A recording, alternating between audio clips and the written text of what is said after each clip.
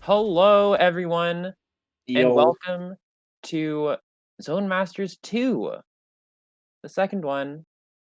I am Renge, and with me today is Cheeky Bandit. How are you doing, Cheeky? I'm pretty good. I'm pretty good. You know, just going.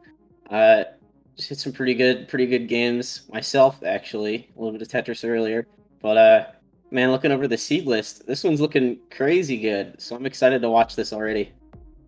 I love it when you have a small event at the surface, but when you look closer, it's just like a very, very dense, top-heavy, like super good players in the top 8. Yeah, it's almost like an invitational kind of deal where you just have Mhm. crazy talent all over the Yeah, board and making up just about every single player entering. Are all really good. So that's really great to see, honestly. this is exciting times. And I think I think we're good to just like run the next match almost immediately. Yeah, we I'm should sending be. him the room code right now.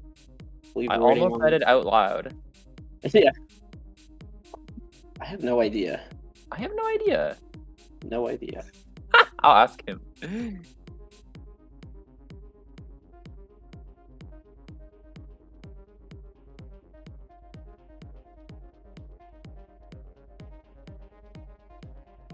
We I think this is the gotta wait longest I've for sat that. in like a lobby for TEC. I've never heard the music go this far, but it's pretty good. Like, you Is know, it the very game is already has good music and like good sound effects. Even the lobby music is a banger right now. Not gonna lie. Yoshimi's American. Why am I not surprised? Let's go, America. I think Artharp is as well. You said that's who he's playing, correct? OSW. Oh, he's OSW. playing OS. Okay, OSW is definitely also American. Dude, some America supremacy today. Yeah, should be an interesting matchup here, though. 'Cause I know Yoshimi, pretty well-known TEC specific player. I don't think I've seen them kind of play much else.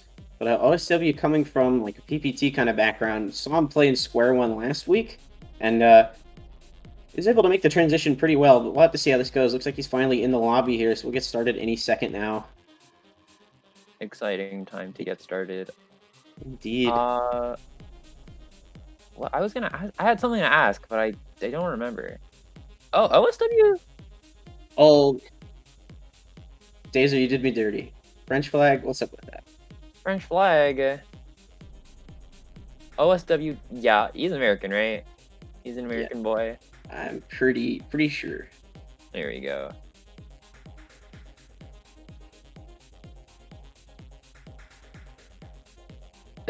OSW I'm says he's Italian Italian. now. Yes, definitely OSW. That's the French flag, brother. It was close. Yeah.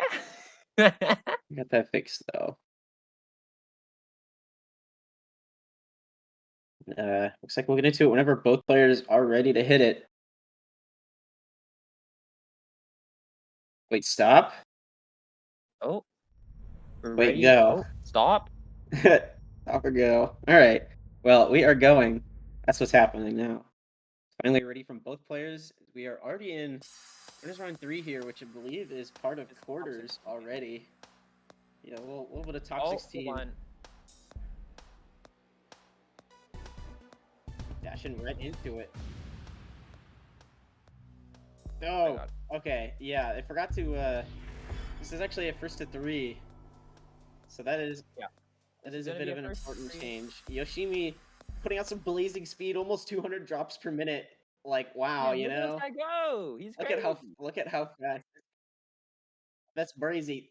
Y'all can't see this right now. Yoshimi playing some incredible speed. 354 drops per minute, dude. That is maddening. That is maddening, dude. That is so fast, like that, like 4 or 5 PPS. Oh my gosh. Gonna, I believe Room Host does it. Honestly, days are, I don't know. I kind of only play zone battle and ranked, occasionally. Oh, I don't want to be. Why does it always put me here? It's fine. But little oops there as we kind of fix this. Days, I think this is on you to fix the first two. I don't know. Yeah. This is gonna be a first to three, and our top 8, which is should be hit soon, will be a first to 5. So we're gonna have first to 5s, all 3 top 8.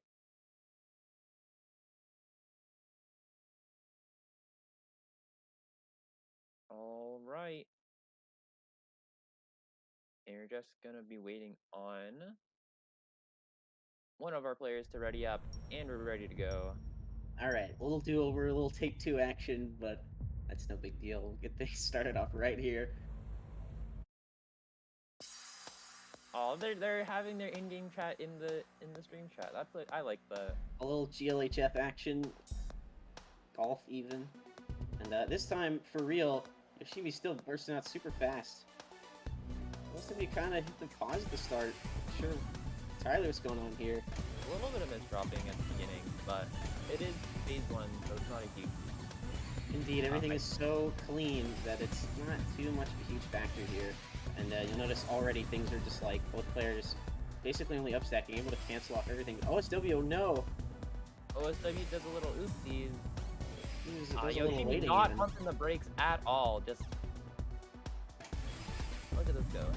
A really nice STSD. OSW gonna burn that zone. Still hurt.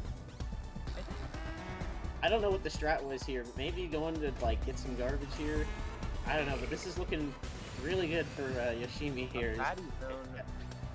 Maybe half a board here to work with a garbage incoming, and Yoshimi's easily going to be able to cancel off all of that and send more than a full board back with the big old 46. Oh man. OSW kind of knocking it up, taking only a Tetris with that zone, and I think that might be the first round going to Yoshimi. A little bit of an interesting pause and setback there from OSW. Not sure what's going on. If that's the game plan or some input issues or something, but it looked to me a little bit like input issues. Yeah, but in first to 3, I don't know how much room you can kind of afford to work with that. So a bit of a different story this time now. Again, players at a super even pace in speed and efficiency here. OSW pushing into this LST real hard.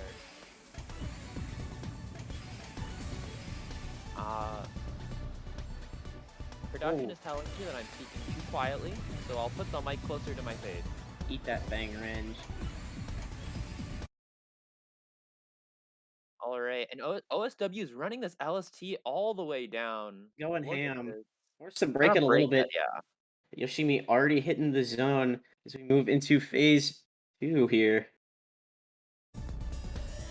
OSW making a really nice STSD, but no. Oh, gonna activate the zone right there. I feel like that's like a really good place to activate zone. Now he's got a ton of juice. Kind of has to stay alive a little bit there. That one misdrop gonna be awkward. Still able to squeeze out a tiny bit, but that eyepiece, that's gonna be real hard to deal with. That is going to be real hard to deal with here for OSW. It gets out for now, but Yoshimi with the big, clean 5-4 well, half a zone meter to OSW's nothing. This is going to be a lot of incoming pressure here for OSW to deal with. OSW's Especially... board state, too. He's got a little bit of cheese there. So does Yoshimi, but Yoshimi's in a way safer position, right? Yeah, now Ringe, as we cross almost into Phase 3 here, as OSW is nearing that 60k line, it's not going to matter. Like, both players are just going to start to get this messy garbage here. And OSW now really going into that 6-3 sprint. Really getting all that pressure he can. Able to build up that full zone meter. That's going to be a huge tool here. Be able to cancel off this big attack from Yoshimi. Oh, he's waiting out the T-piece there, and he's going to misdrop into not being able to cancel off the whole thing. It looks like he was going for an STSD, which seems to be a real popular setup for players this game, especially from what I saw the last tournament, this Square 1. Able to survive for now, but there's so much cheese coming in, and Yoshimi able to keep on plying on the clean pressure, like not a lick of garbage in their board. Able to keep pumping it out. That brings it up to 2 in a 1st-to-3 here. OSW going to need to take it all the way back, reverse. Taking 3 in a row. And I don't know, I mean, Yoshimi is just so comfortable with making these zones, you know what I'm saying? Yo, Renge, look at this. I just want to say, you see that? You see that no pass-through happening right there? A+ game. They sending at like the exact same moment, and it's just canceling. You love that. You really love that. OSW kind of on the ropes here. Gonna have to pop his zone a little bit early. Hopefully be able to get something big out of this, but he's kind of getting to the top. I'm not seeing more than a 16 coming, and Yoshimi not even getting a full board. Doesn't even have to use his zone to cancel off all of that. Going to start it early though, and this is looking pretty big here for Yoshimi. He's gonna get probably a little bit of a 21. Oh, a curve! Getting the curve twist live on stream right here, the first game, huge attack, and OSW searching for any way down, not gonna find it, and quickly, not even before we get to Phase 3, it's done. Remember when there was that video about the first ever curb tris, and everyone lost their mind? I remember that. Yeah, now you see it happening.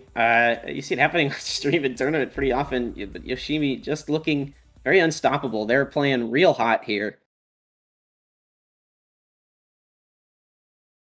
Yeah, that was a little bit of an ouch for OSW, but I think OSW can bring it in the losers bracket pretty hard. It's definitely, you know, once kind of get a little bit warmed up there, and despite having the zone mechanic in this game, you play it at such a high level. Even then, it's still like one little mistake can really kind of put you in such a big grave, put you in such a deficit that. Oh, just oof. That's all I gotta say, you know. Yeah, I kind of agree. You know, it's a little tough. I also I'm not experienced with TEC whatsoever, so my understanding of how to make a strong zone attack or how to make a curve tris is definitely not good, is what I'll say. So we saw this a little bit last time in the previous tournaments here that everyone's done for TEC. Having that knowledge of this game's IRS, so the initial rotation system and hold system, really come into play when you're just kind of getting at the very top there and trying to squeeze out that absolute maximum. So Yoshimi, they're able to get that 21 at the very end there. Definitely required some kind of foresight and planning, which is it's not something that everyone is totally used to doing. It's a little bit different from the other clients.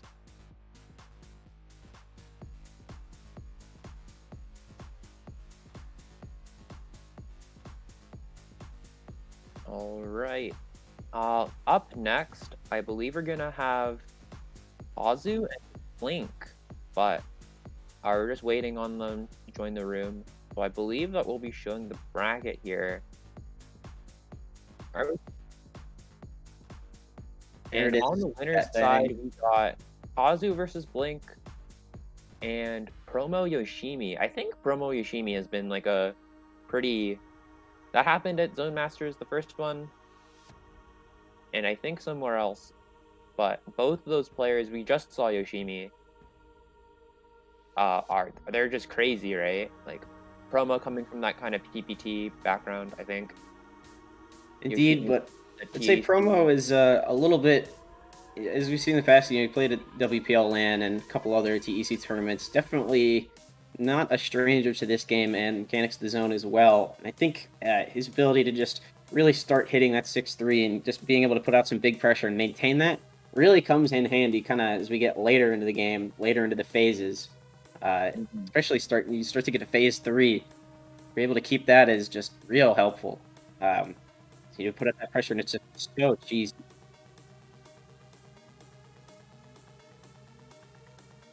Oh, we have some top eights coming rolling in hot. All right, Days are currently updating the bracket or has updated the bracket. And thank you, Enigma, for this. Yes, but we'll get to that little bracket update later, because for now, it's time to watch Kazu and Blink go at it, back and forth. Some big punches about to be pulled this match.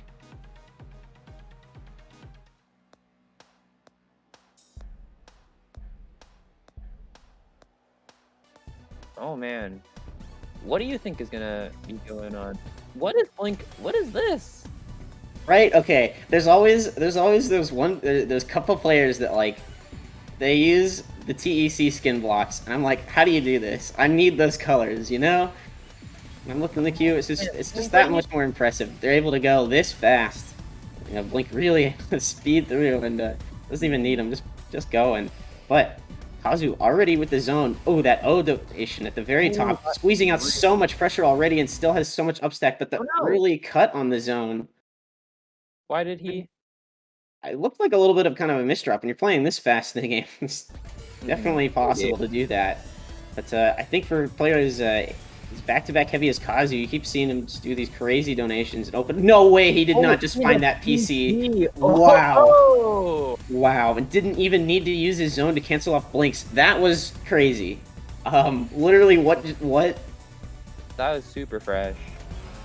So now Kazu again trying, maybe this time able to get out a full zone. And Really, on the front foot here as yeah, well. really front loading a lot of this APM here. It's crazy. A Sending out a 58 attack. 58 line attack. That's a lot, Gonna be right? huge. Oh, The Blink protector's fighting is pretty back here. solid. Trying to find as much juice out of this zone as possible, Blink is. And Blink also with the Perfectra's slightly smaller tech. Again, Kazu able to cancel without having to use his zone at all. You know, it's tanking basically one line there, and it's got such a clean board to work with. We're already deep into phase 3, and so having that huge clean board is going to be a big advantage for him here. As you see all this garbage he just sent over, even though it was just TSD Tetris, is just so cheesy on Blink's board. Oh, and that misdrop is looking seriously bad for Blink, and there's Oh, another and a one. second missed drop too, and that's gonna be it. Kazu taking the first round here. Was that more than 2 PPS in a slow Tetris game? Sure is. Sure is. Playing literally at my speed in versus faster than me in no delay clients in this game. And both players, honestly, both players kind of playing fast. I gotta agree with Promo though. He says, "What does one even do against Kazu?" I don't even know, man. I have no idea how you're supposed to counter this. But Blink putting up one crazy fight, able to take it even to phase 3. That's pretty close fight right there, you know. Oh, getting that unlucky garbage gonna ruin that triple. Yeah, that was really rough. And a bit of a misdrop on that S piece. Blink gonna skim through it here. Not Indeed. a huge deal. Both players still in phase 1. Indeed, Kazu's zone gonna be not quite as strong, but still able to find the 2060 there. And that big ultimate is gonna be a lot of pressure. Basically half a board still coming in, and Kazu able to take an early one on Blink here. Oh, Blink made a pretty unfortunate drop very quickly. This is first to 5.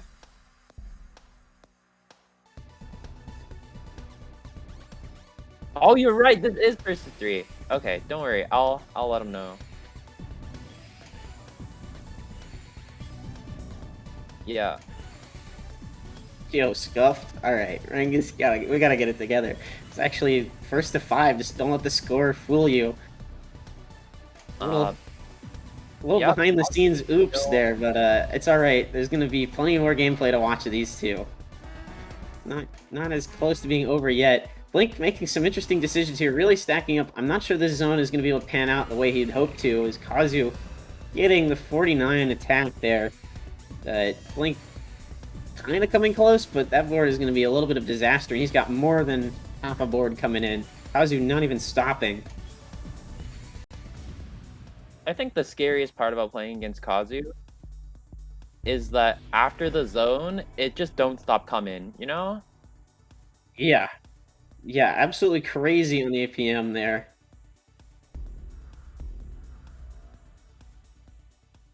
Looks like there's going to be no interruption today here, though. So again, score now clean, what was it, 3-0? Up for Kazu here. Waiting, not taking the PC at the very start. Clear, has the Tetris PC, but nah, he don't even need that. Does not even need that. Going right into the 6-3 stack, going to maintain some huge pressure here already.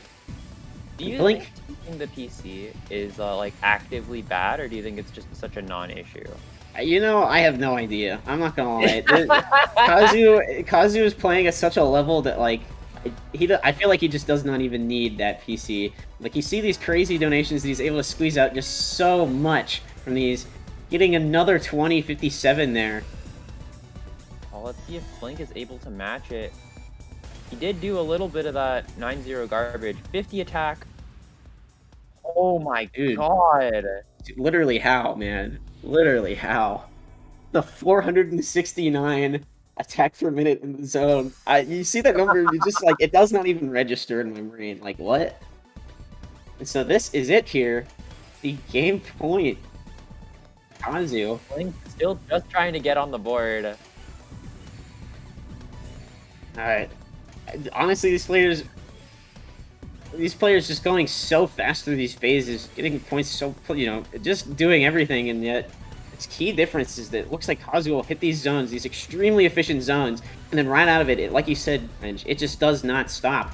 Like, Blink's activating the zone just to, cancel off Kazu's zone attack, and then by the time he gets his done and canceled out, there's just another half more to garbage waiting for him there. Although, a little bit of a different story this time, is Blink was the first one to the zone there, and kind of that equivalent timing. Once, he's got a board that he can kind of manage, again, deep already into phase 2. Things getting a little bit messier, but Blink has some really good garbage to work with here. Looking like a clean battle so far. Blink here, I think, with a bit better of a tempo. The big problem that I'm seeing with playing against a player like Kazu is just, like, you think it's over, but then there's a whole, half, basically what might as well be a half zone waiting for you right after taking... No way! And Kazu finding that mid-zone PC also for 19 line 64 attack perfectress, and that's gonna do it. That's just so much attack. Like, just deep in phase 3, like, what are you gonna do against that? You can cancel. You'd have to cancel off so much of it, but it's just still gonna be so much cheese that it's just lethal. And I'm not sure if Blink's realized that. Okay, he did. So I'm not sure if they realize it, but I kind of get the feeling that Kazu would be able to take that one anyway, even if they did keep going. Kind of true.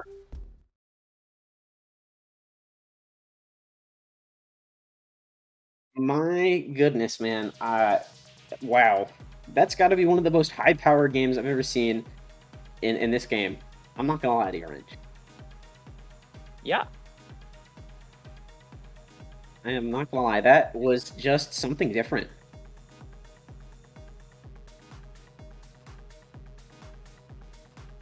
Oh my god. That was... We've had some, really, really high power sets, but they've also just been kind of one player giving the other the hand.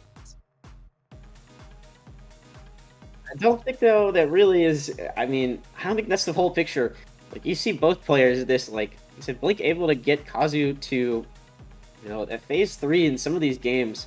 It still takes one hell of a lot of skill there to be able to even come close to matching that. And like you said, like, just not immediately falling over and dying. Like, I'm pretty sure I would not even make it to phase 2 against a monster like that.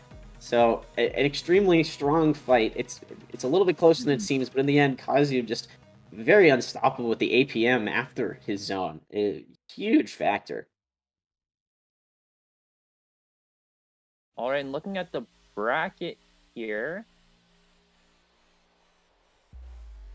I believe. I'm sure some of our losers bracket side of things have kind of updated. Excited to Yeah. see who is in the top 8 with those primordial beings of pure chaos that you just watched. That's like the only thing I can think of. It's just like, geez, man. True.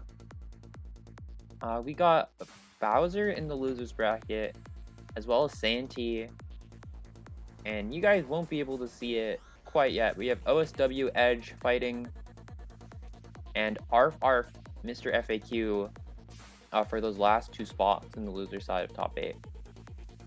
Pretty heavy hitters, pretty big names there. We've seen a lot of these different players come out before. I actually had the pleasure of commentating with Bowser last week, and she did an incredible job, we'll say, making me look like an amateur at this kind of thing. So it's definitely hope to have her back sometime playing in the commentator's booth. See on the other side of things, we see Santi awaiting their opponent, as you say. Bowser, the winner of her, and whoever is coming up will be facing Blink. Whoever comes out of that matchup, I definitely don't envy. That's going to be one crazy game too. Promo Yoshimi looking like coming up shortly. Gonna have to play Kazu again. Not a matchup I envy. What do you think that any player really has to do to be able to take a set over Kazu right now? Because you know what, Ringe? I'm thinking they're just gonna have to win harder. You know, like what else could you say? What else could you say?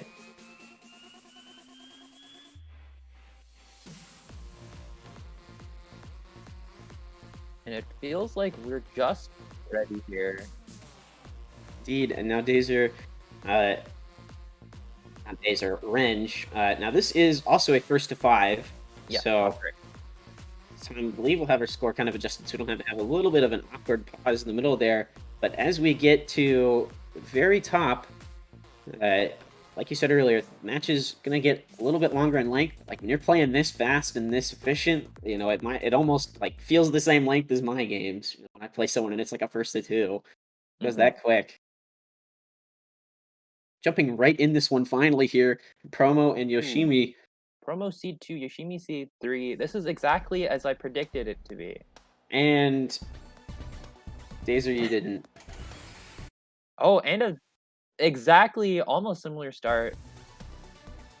Promo with what might be a misdrop, but also could.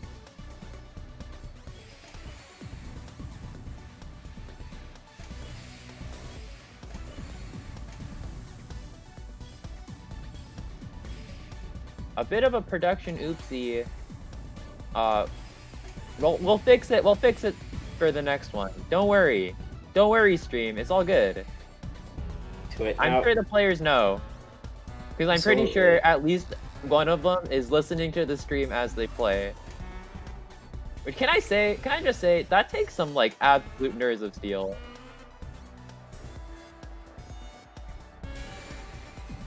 Oh! Promo just barely not finding it. Just one Mino off. It's so sad. But it's still a pretty even fight here. And Promo versus Yoshimi here, they are both putting up pretty big attacks. Pretty just huge APM against each other. Oh, Yoshimi forced to take a T-spin 0 there. I don't think it's going to affect them too much. They are just working nicely down the board here. Keeping things super clean, that really fast counter 4. Again, both players, in slightly different fashion than the game we saw last time, both players still just finding so many different ways to squeeze out just every little bit of attack. I see Yoshimi, they've been doing some interesting skims, kind of from the very start. You either get like a Tetris or a T-spin, not too concerned with back-to-back, but keeping up just clean sends overall, and high power sends is a pretty good factor. But Promo, again, no slouch, it's 6-3 here. Getting the Perfectress and, only taking like half of the board, it's still straight cheese. Now, both players are really even in terms of how much garbage is on the board. But Promo just slightly behind, and Yoshimi, they're going to take that first round here. Yeah, Yoshimi also had half a zone meter to Promo's no zone meter, which I think meant that even had the match gone on, Yoshimi kind of had advantage there. And here we go, round 2. We got Promo doing some... I like this. This TKI is kind of sick. And almost finding the C-spin. Yeah, just not quite, but garbage. That's fine. Is Promo now able to get back into that signature 6-3? Big pressure. Yoshimi forced kind of hit that zone a little bit early, but there is such a clean well. If they can get to it, there's going to be a big attack coming. Doesn't look like they're able to, though. Only the Octorus with that 13-line attack. Could be a lot more. Now Promo ready to fire off a full zone, basically. Maybe evening things out here? We'll see. But Yoshimi building up the zone themselves, and at least has 3/4 meters. That's going to be pretty handy. Oh, Promo going for as much juice as possible. 55 lines for 17, or 55 attack for 17 lines. That's good, right? I'd say so, yeah. But oh, but Yoshimi keeping it super clean, pumping out a bunch of APM here. I'm thinking we're going to see another 54, yeah. And they're only accepting a little bit of garbage, and it's super clean, you know, just before Promo hits that 60k mark as we go into phase 3 here. It's a really good time to take that garbage as it's all basically clean. And now, as we're in phase 3, like I said, things are going to get super dirty. Both players in a really good spot, but I like this TST idea here from Promo. It's going to put a lot of pressure on Yoshimi. They're going to have to do some pretty good downstacker, like some countering themselves to be able to kind of keep up here. Which they are able to do so far. Attacking skills looking super fly right now. That's brazy, man. And finding a really nice, I don't know what to call that. It is AT spin. Oh, I'm a little worried for Promo here. I think Yoshimi might be able to bag another one. Kind of with this pseudo 3-wide, but filling it up. And here comes a 45 from Yoshimi. I don't think Promo has any zone to count, you know, any zone to cancel that. So there's a little bit of a misdrop happening there, and Yoshimi able to take that one too. But like, oh, Ryan, do you see how close these are? Yeah, like in totally score and speed, these two players are really neck and neck here. It comes down to the wire like every time, but so far Yoshimi's been able to kind of edge it out at the very end. Here you go. I feel like phase 1 is always like both players just playing super clean, because all the garbage is just so clean, and it's so incredible to watch just like how their brains find T-spins in such a clean way all the time. You know what I'm saying? Oh yeah. So you see them and you go, oh, of course you'd make the T-spin like that. Of course you'd leave your board like perfect. Oh, like right there, really good find from Yoshimi, finding that T-spin in what looked to be kind of a bit of a dirty zone with a little bit of a setback and misdrop or two, but completely cleaned through it and not really taking any garbage. Yoshimi is still in pretty good spot here. So, again, just completely neck and neck here.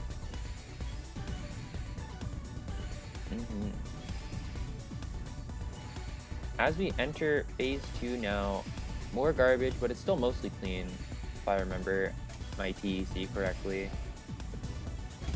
Mostly. There is a little bit of cheese that does happen. Oh, look at Promo's donation there. That was so cool. Oh, that was talking about Promo's donation, but Yoshimi in the middle of the zone having a really good downstack with some great foresight to find a T-spin and squeeze out some pressure. And Promo kind of pausing here as he's going through this zone at the very top. Yoshimi not letting up, and by the time Promo's done with the zone, we're in phase 3, and there's an entire board of cheese on Promo's board. Oh man, and Yoshimi gonna take that 3rd round. What a 20.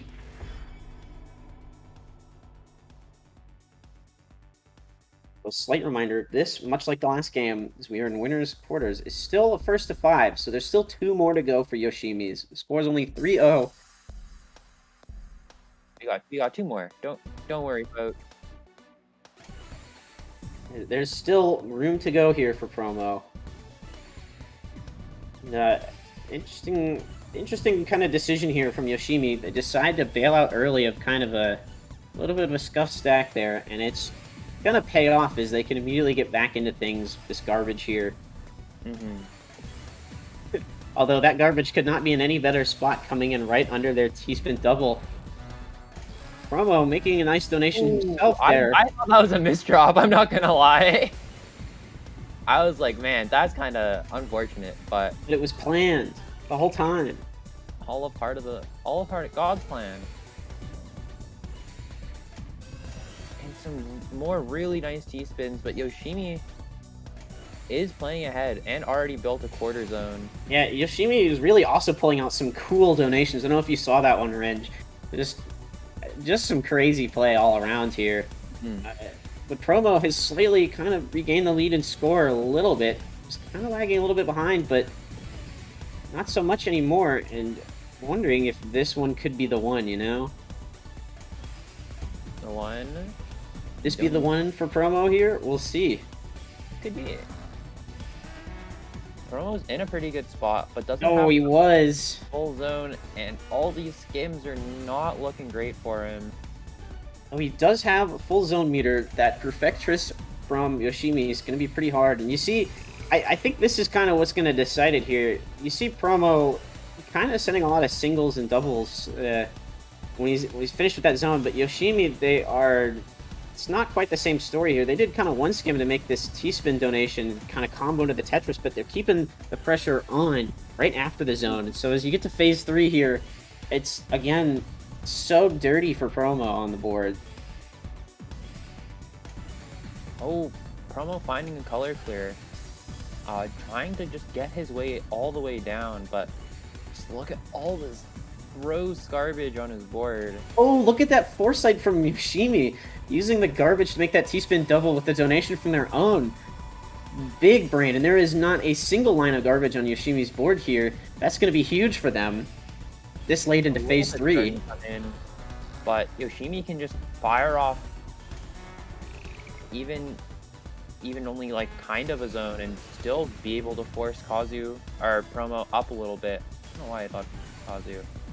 Oh, but big moment for Promo here. Able to dig down through all of that garbage and get back to the bottom. Able to tank a little bit the huge zone there. Oh no, that O is going to be so scary. See if he can get through this. But the pressure does not look like it's stopping from Yoshimi. A 100,000 point game with a perfect 100.0 attack per minute in this game. That is like just crazy. 100 APMing in this non-fast game. I can't even do that in a no delay game most of the time. Very, very true. Just a big testament to their skill. As this is now set point here for Yoshimi. I was gonna say one of those what you're talking about earlier, with Yoshimi not really stopping this end of APM. That's kind of what Kazu does, right? Yeah, a little bit. It's real similar to what we saw in that game. And oh no, Promo. That was real unfortunate. Kind of hanging that T-piece here. Getting right through it immediately and looking for some kind of donation, kind of juice it up. But Yoshimi already in the zone. Now both players. That zone was a little bit smaller though, but leaving them in a pretty good board state to continue things off here. From edging the zone, able to maintain and match that extra line sent after the zone there from Yoshimi.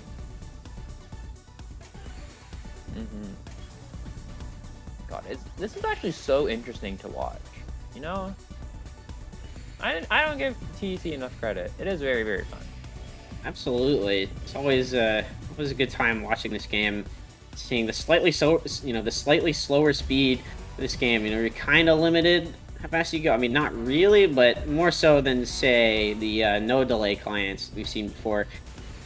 And the fact that they're able to really squeeze out everything they possibly can find, you definitely see some really interesting stacking in this game. Oh, like you see these donations? Are you seeing this? Oh man. Promo with the big 53. Now is his shot. You know, as we're deep into phase 3, Promo. I feel like the big 6-3 is about to come here, and this could be his shot right now. Here it comes. Nice donation. Definitely. anything from Yoshimi's zone there. Yeah, able to keep canceling off is pretty huge, but that slight little pause trying to get that T-spin, finally accepting some cheese, and slowly being moved up. Yoshimi also has a pretty rough misdrop there. T-spin single to cancel it and going through with this down stack. They're looking pretty good.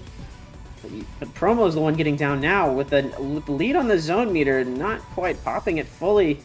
Yoshimi under extreme pressure, but able to get also a full zone meter here.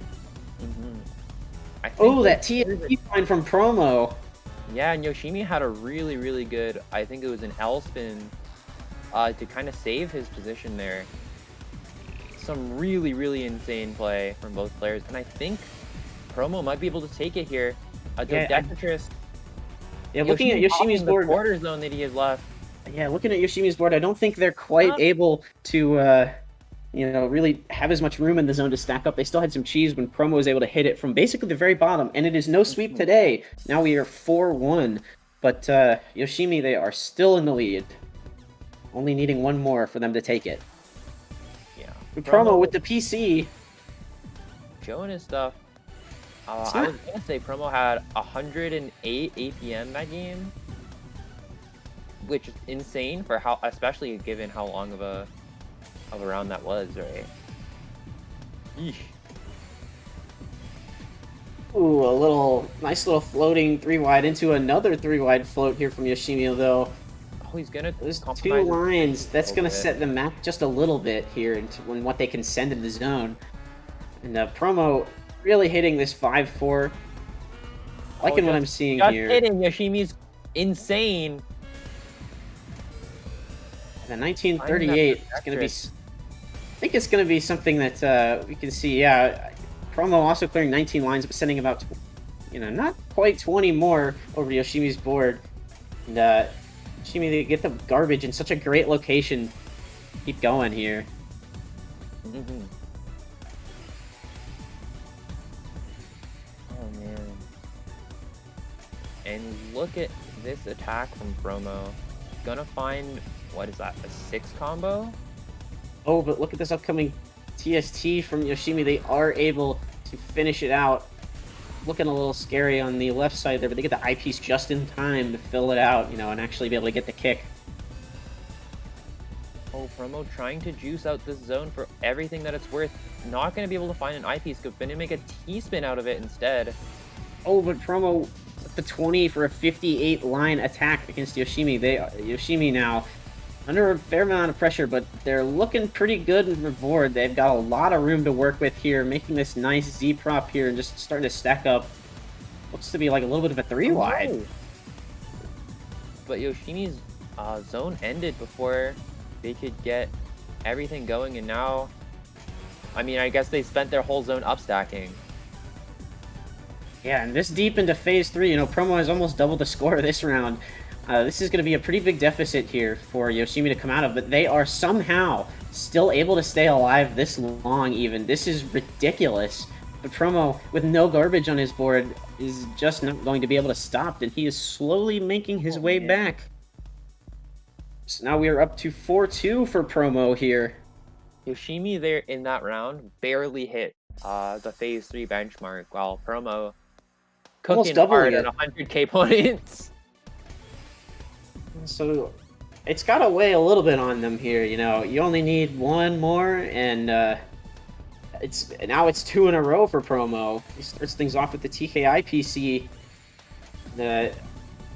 Not even affecting Yoshimi, it looks like, because they are still just about in the same board position as Promo.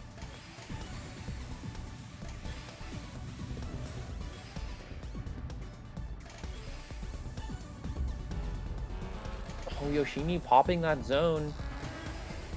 Opening up the well, too. So this could be big. Yoshimi trying to figure out how to do it. How to run this properly. Oh, and gonna find an Ultimatress here. Some 2049 really from them is gonna be really good. IRS. I'm not gonna lie, I thought Promo had PC. I was really confused when he didn't get the PC and then looked at the board and went, makes sense. Ooh, Promo with that nice float there. And just going into this really, really clean sending. Phase 3 now, too, with Promo hit 60k. Indeed, Ooh. Yoshimi keeping things still pretty clean on their board there. Oh, I'm a little bit worried. It seems like Promo has kind of activated almost, you know, and gotten a bit of it better since this game. He's this deep into Phase 3. Yoshimi getting back to the bottom of their board, but big zone about to come in from Promo. And, you know, they've only got like quarter meter to deal with that. Maybe a half meter by the end of this, but oh, look at this foresight. Forced to cancel it though. This is looking pretty scary for them. Yeah. Oh, Yoshimi doesn't have that much zone. Oh, but they're able to survive pretty well. This is looking good, but again, Promo just has a clean board to work with, and Yoshimi is absolutely on the ropes now. Oh. Now it looks like Promo's doing that piece that we were talking about Kazu being so good at, just continuing this APM train. Yeah. Not stopping for anyone here. Yeah, finally. Yoshimi only has the quarter zone left to try to push it. Yeah, they do not have enough in the tank here to, you know, keep going down, it looks like, and just barely edged out. Now things starting to get a little bit close. 3-4. 3-4, and going into our third first to 3. Oops. We do a little oopsie. Both of these players are keeping track in their heads, which I truly appreciate. The model tournament participant right here. Oh, Promo going into the 6-3 so clean. And keeping it because of that garbage.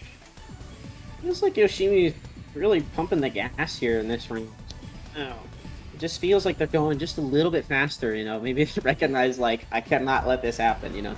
Losing 3 in a row and things kind of coming so close, you know, for this matchup. That's got to be a huge mental toll. That STSD is going to be huge, and a little bit of a misdrop, but they worked through it really nicely. That T-spin is a really good find, and how did that L piece, huge find there even, and it's going to be right back into this big clean attack here for Yoshimi. Oh, a perfection coming up from Promo too. But it's not enough, and he's still taking garbage, and there it is. Yoshimi closing it out, finally. They take it 5-3 in a crazy set there, especially that finish. Yoshimi Promo, this was really close. Promo almost making it all the way back.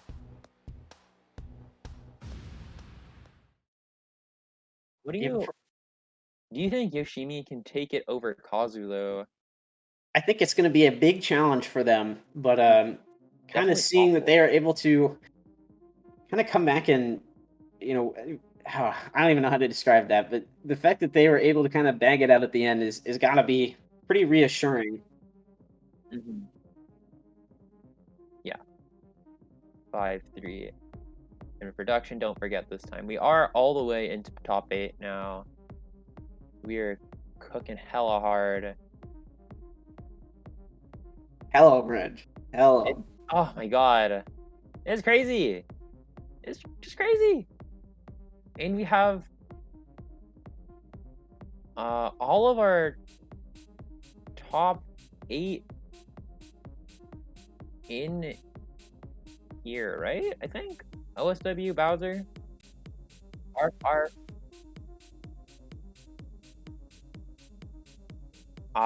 Ignore those TBDs. We got Santi 3T_3 versus Rfarf on the top side of losers. We got OSW and Bowser on the other side. And the winner of Rfarf and Santi, they're gonna play Promo, I believe. We got some more really good. And when it's that close, you know, the journey is not quite over for Promo just yet. But man, it's going to be one crazy fight back up to the top, as it's looking like they're going to have to go through Kazu or Yoshimi again to make it all the way there. And with Blink still kind of sitting pretty in the bottom of their, the other board, there's a lot of opponents, a lot of really, really strong opponents here that stand in the way. Mm-hmm.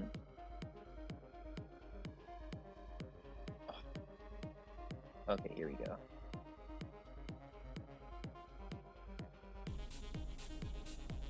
So it looks like we have a little bit of a break going on. A break, but just a little bit of a hiccup, so we're chilling out from the action a little bit. I think we'll have Arf Santi coming in first. We will see, as Days are now going to have to get a new room set up here.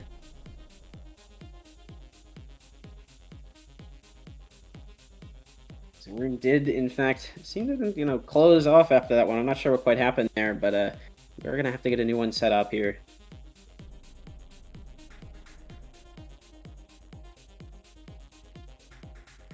But still, look at this bracket, Range. What a powerhouse of players. That, Yeah, still have, right? just what a stacked tournament. I said it when we were looking at, the player list beforehand, when you guys were working on the seeding, just what an absolute powerhouse that's coming up here.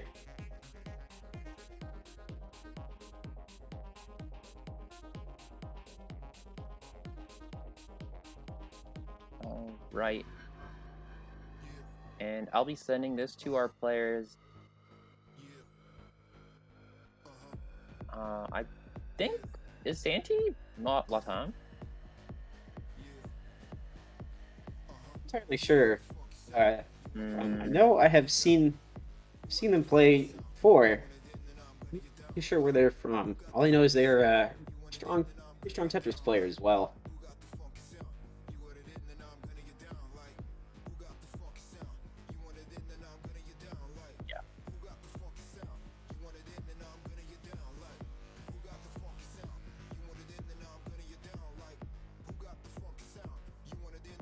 Yeah. Santi is from the US. Arf, I believe, also from the US. Be sure.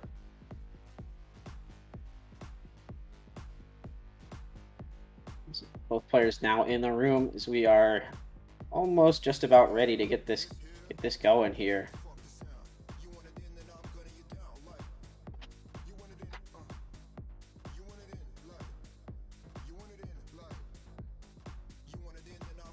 Indeed, Ringe, you are correct. Looking like at least TEC saying that Santi is indeed from the US as well. Yeah.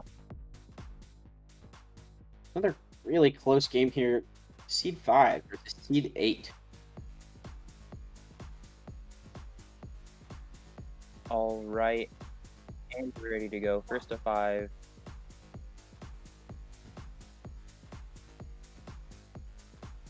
So letting him know right now. And I think we should be good. Getting into it here. Santi Arf. Seeds 5 and 8. Let's see here what happens. I actually haven't seen much gameplay from either of these players. You know what I'm saying?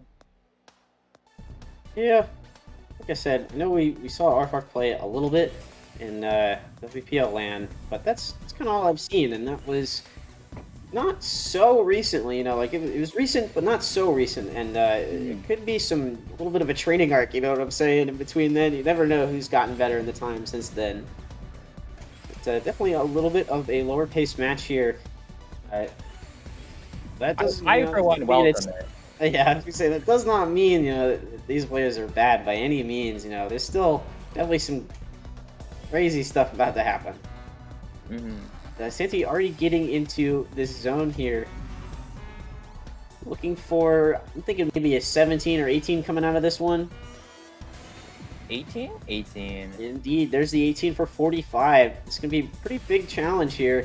But Arf already had some pressure, kind of coming in from before that. And the slightly smaller zone going to be able to let them really not come out with too much garbage on the board after that.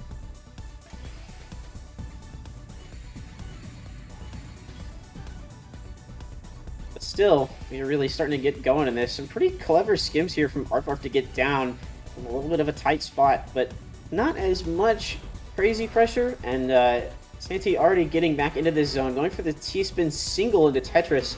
Super underutilized tool that, you know, like, when you first start discovering how T-spinning, it's all, you know, I gotta get these doubles and triples, but you cannot underestimate, you know, values of these T-spin singles, especially, you know, going right into a Tetris.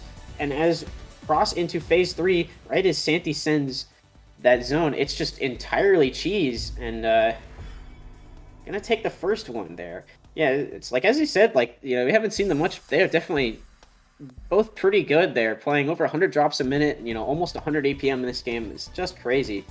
So pretty crazy, yeah.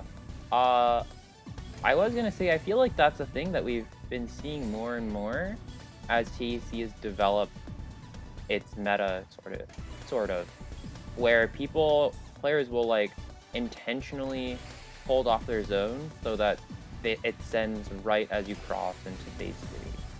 I think that's super interesting.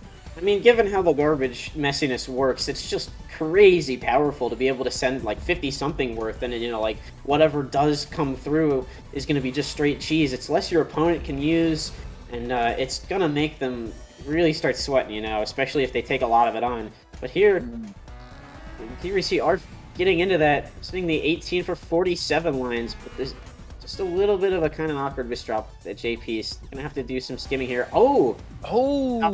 Hate to see it.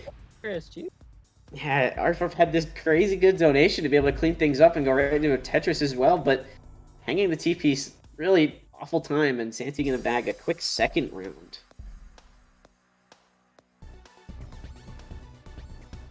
Alright. Santi now up by 2. Arf not yet on the board. But not out at all. Sorry, production. Ooh, huge clean garbage well here for Santi. Looking to upgrade to a T-spin triple.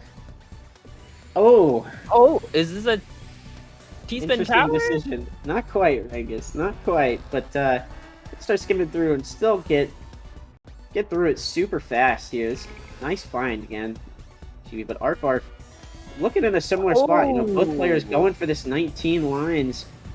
Actually, both players getting the 20. Yeah, but Arf coming out just a little bit more with that. I think maybe 2 or 3 lines extra. It's not a huge deal for either side, but actually it might be. Ooh, Santi making a pretty rough misdrop with that J piece. Maybe a miscalculation. I wasn't not the board I was looking at the moment, but, you know, Arf on the board. Indeed, looking good with, again, another 100 plus APM run from both players. Looking real solid.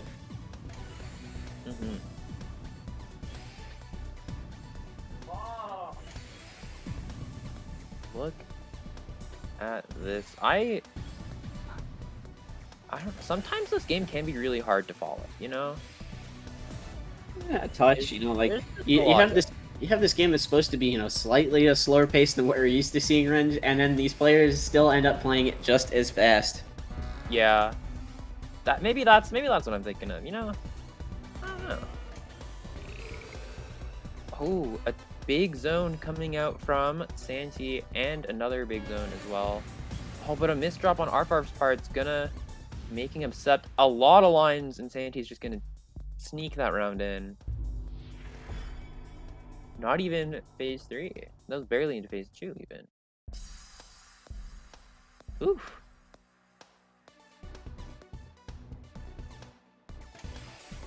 What do you think of Arfar's TSS opener?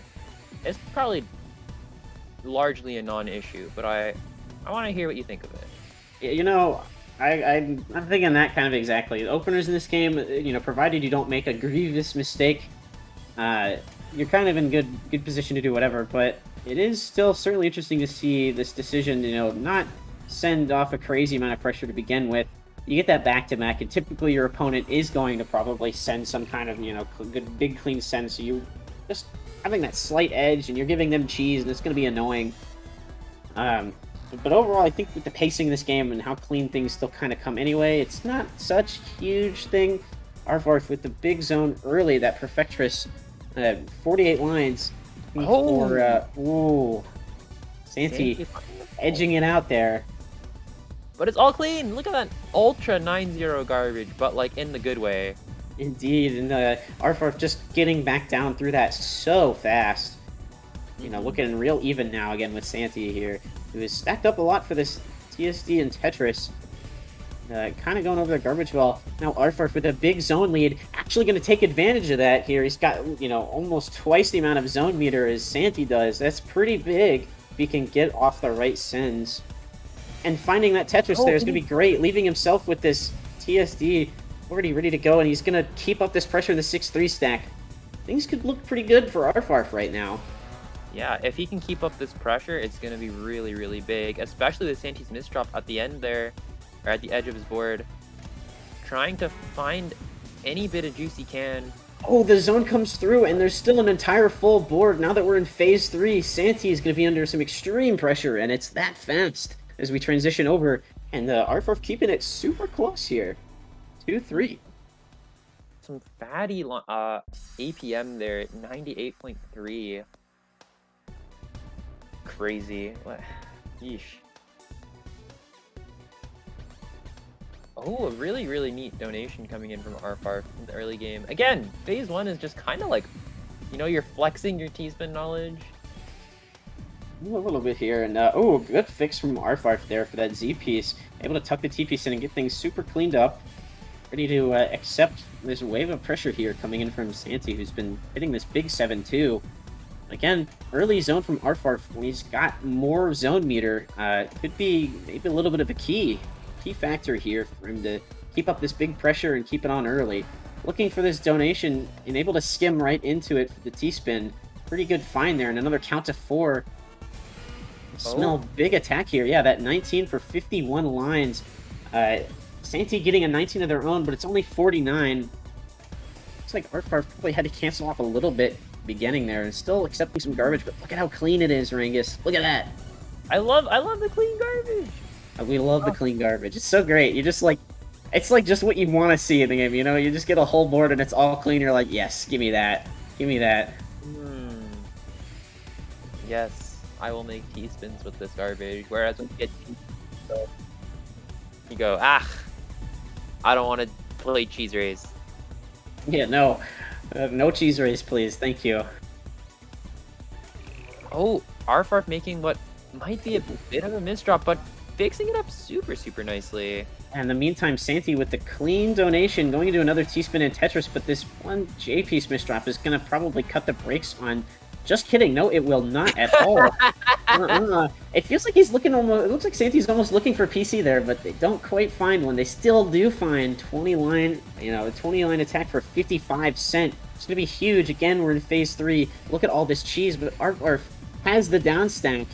Look at this. How big of a combo Look at this down stack, and he's even skimming into the T-spin double there. This is huge. Now, Santi with a lot of garbage on the board. Arvarf able to get down. And again, Arvarf has this huge zone lead. If you could take advantage of that, and kind of, maybe they're looking for the full zone meter before they pop or be in a better board state. And here it comes. You know, again, with Santi only having the 3/4 meter, this could be a pretty big deciding factor if they can play their cards right. Only getting a 33 attack off of that Dodecatris. Oh, but look at this huge send that's about to come, this TSD Tetris, and there's a little bit of a combo afterwards. There's actually a lot of bit of a combo afterwards. Getting back into such a good board state, not accepting any garbage, and Santi still having, you know, like half a board ready to come in. Just accepting, you know, they're really working through it. It's not lethal, but Arvarf is just in such a better board state here. You see this huge 6-3 well. Oh, yeah. And he's popping the zone for it, too. This is going to be pretty scary here for Santi in a minute. They can't get anything going similar, but... Oh, I feel like Santi not dying from that. Yeah, not having to pop the zone for that. This could be pretty big, especially when there's starting to be some dirty pressure that's coming over to Arvarf's board finally and equalizing things a little bit. Now Santi has that full zone meter.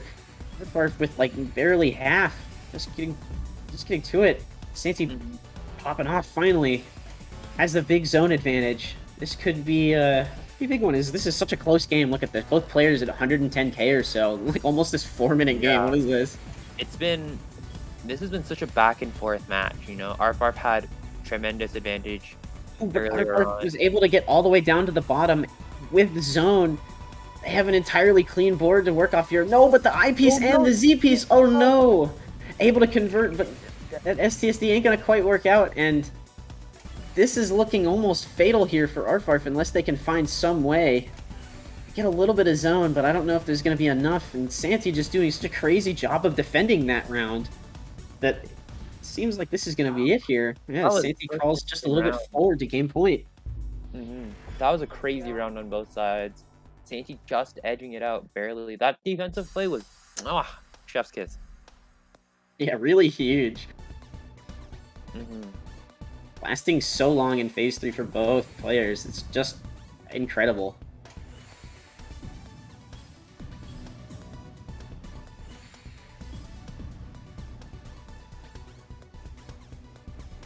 Man, and getting into this, Santi now on match point. Just needs to take the one more to take the entire set. Indeed.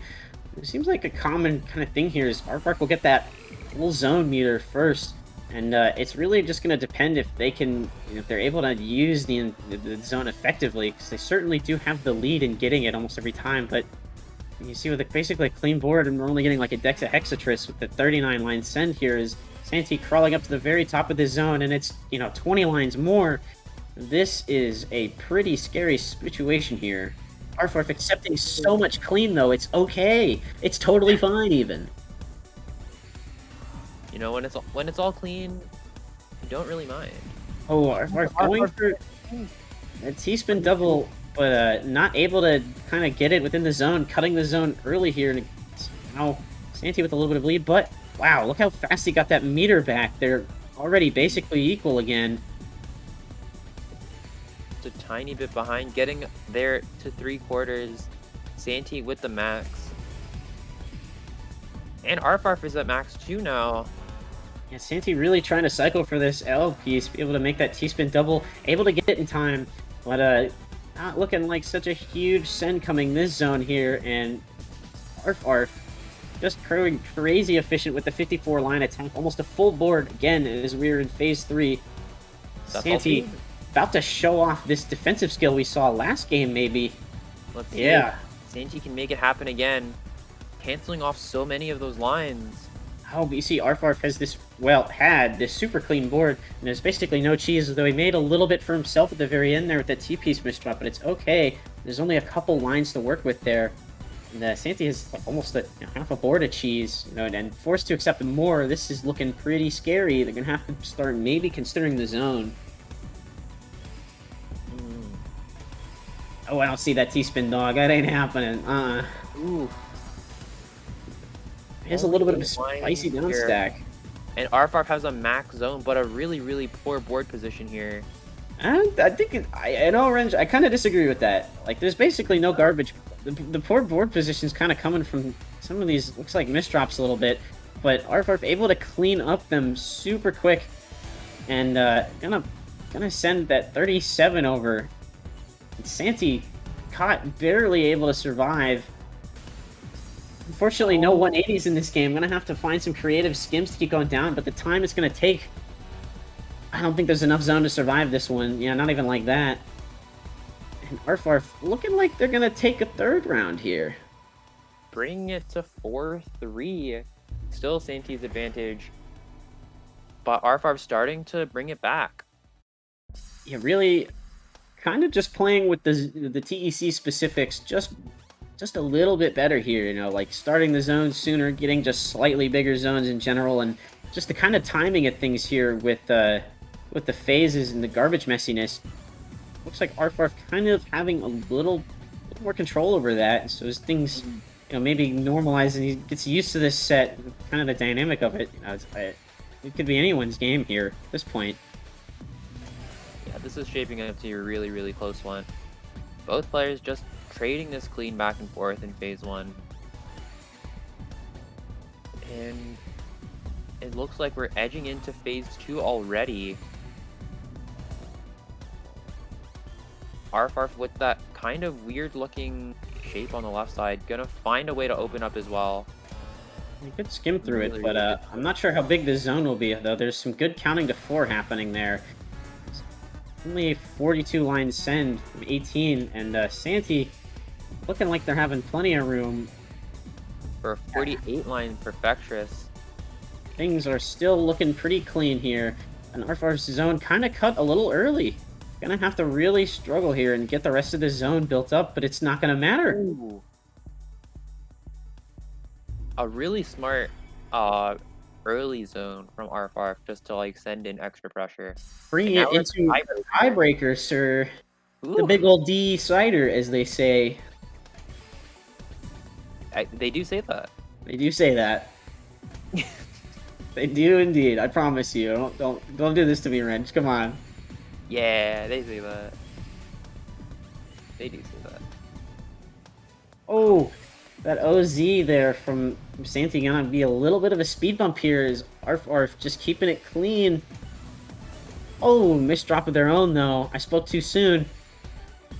Both players kind of, I think, playing with nerves here a little bit. This one's gotta be heavy on the brain. You know, you're like, oh geez, it's it's real this close. I know. Oh, look at that donation from Arf. That was sick. That was a really good find. Prophecy and donation. Whew. Fresh. Oh, both players trying to find as much out of this. Both only not really finding a ton of attack. Either Yeah, of them here. Santi only with 2 more sent from that. But as we are in phase 2 and things are a little bit messier, see Arf going for these Tetrises, really just stacking up for the Tetrises a lot. You know, not trying to find anything too crazy, but it seems like he knows when he can get away with it and kind of when he can find some of these good efficient T-spin sends. Still looking pretty good, and Arf holding off on using this max zone meter, trying to just kind of get his board to a little bit of a better state. Although I'm a little worried here. Arfar's position here is not great, but he's gonna fix it super well. Yeah, just immediately. Oh, I feel like there was a T-spin there, but, you know, the counting before still just as fine.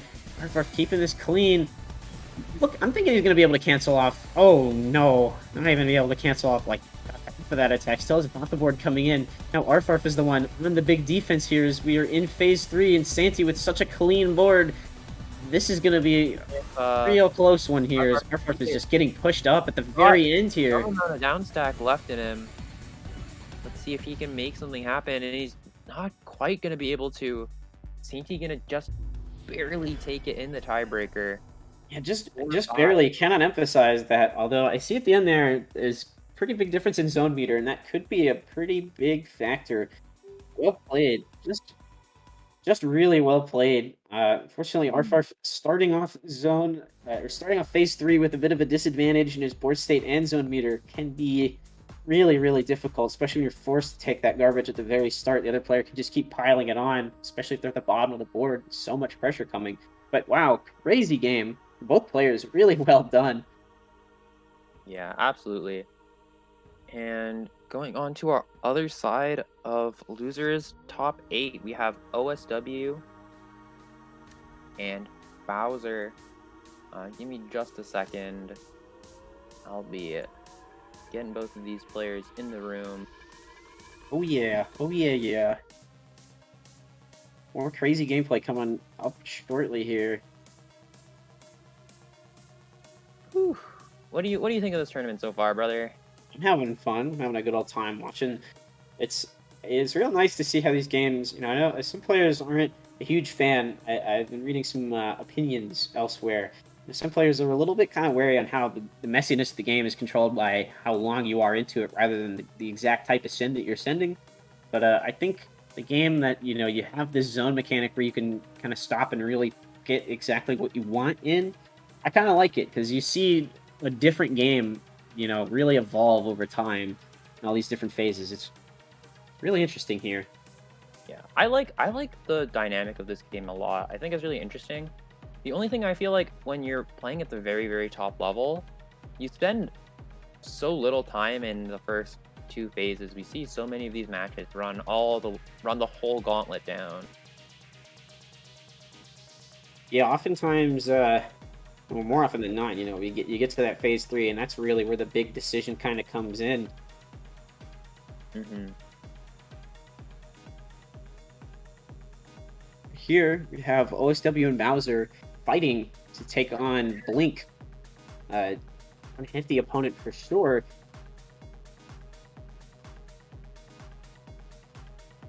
All right. We are almost ready to go here. This is an Almost. exciting one. Can't wait, Can't wait. I've actually never seen Bowser playing this game. I've never seen her play, but I'm excited. I asked her to commentate this, and she was like, I "Wait, want but to I play want for to play." once. I And I commentated was like, last time. "All right, let's do it."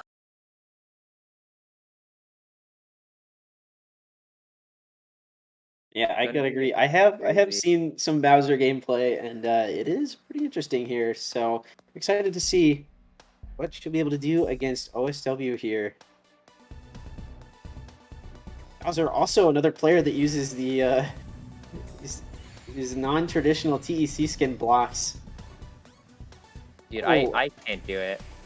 Straight OSW up. with a little bit of a mishap at the start. Yeah, I agree with you though. I cannot. I can't do it, man. Oh, okay. Oh, Squeezing out so much extra pressure, finding the donation in the middle of that STSD, that's huge right there for OSW, applying on some early pressure, but Bowser looking in a good spot to handle that. mhm. Oh, It's like Bowser's sitting pretty on that full zone meter and using it. There we go. Bowser getting into this with zone advantage, and already 13 line. Oh, the T0 is going to be a little bit of a kind of a speed bump. God, put a damper on all that damage sent. Looking for any kind of send at the top here. Still, the 19 lines for 47 is pretty huge. We'll see if we can see OSW barely getting the 19 for 49. So pretty even here. And the garbage that Bowser accepts is just so clean there. They can get to this Tetris. Oh, just but not able to get to the TSD Tetris, though. That's real rough. but Bowser's gonna do just enough to survive here. Live in for just a second longer and popping that zone. Yeah, able to Early. get that zone in time is pretty huge. Setting up this Z spin, but not quite getting it. And there's a whole board of garbage coming in.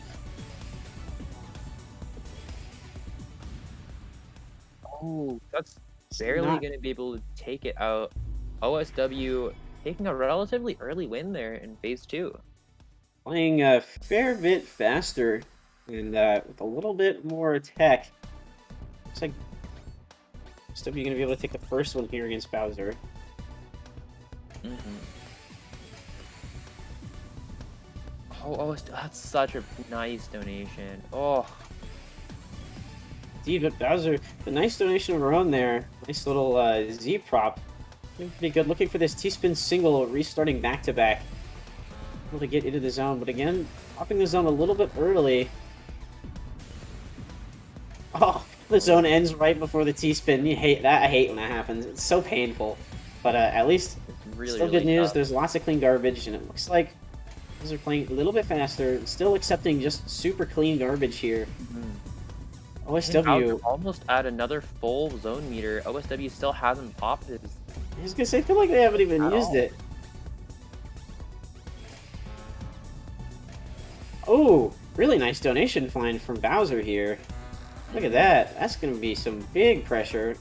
Able to combo a little bit into. Oh no! The T piece gets caught. That's a heartbreaker there. Painful to watch. Man. OSW finally using this zone. Nice little 3-wide floating T-spin there to kind of increase just a little bit of damage. Just trying to squeeze out a lot. And Bowser, it's STSD at the bottom. Oh no, it's all cheese. Oh, oops, all cheese.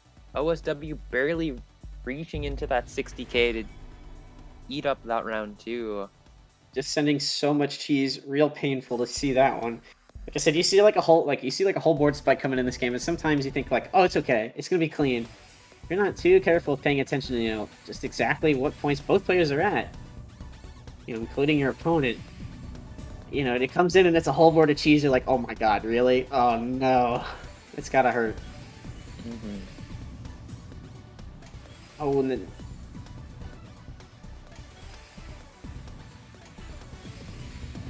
OSW keeping up this big pressure here. Nice donation. The not having to use the zone is pretty good so far. Bowser going to be the first one to fire on zone here. Is OSW taking these T-spin singles? OSW taking a fair bit of T-spin singles. I feel, yeah, it's like super underrated, right?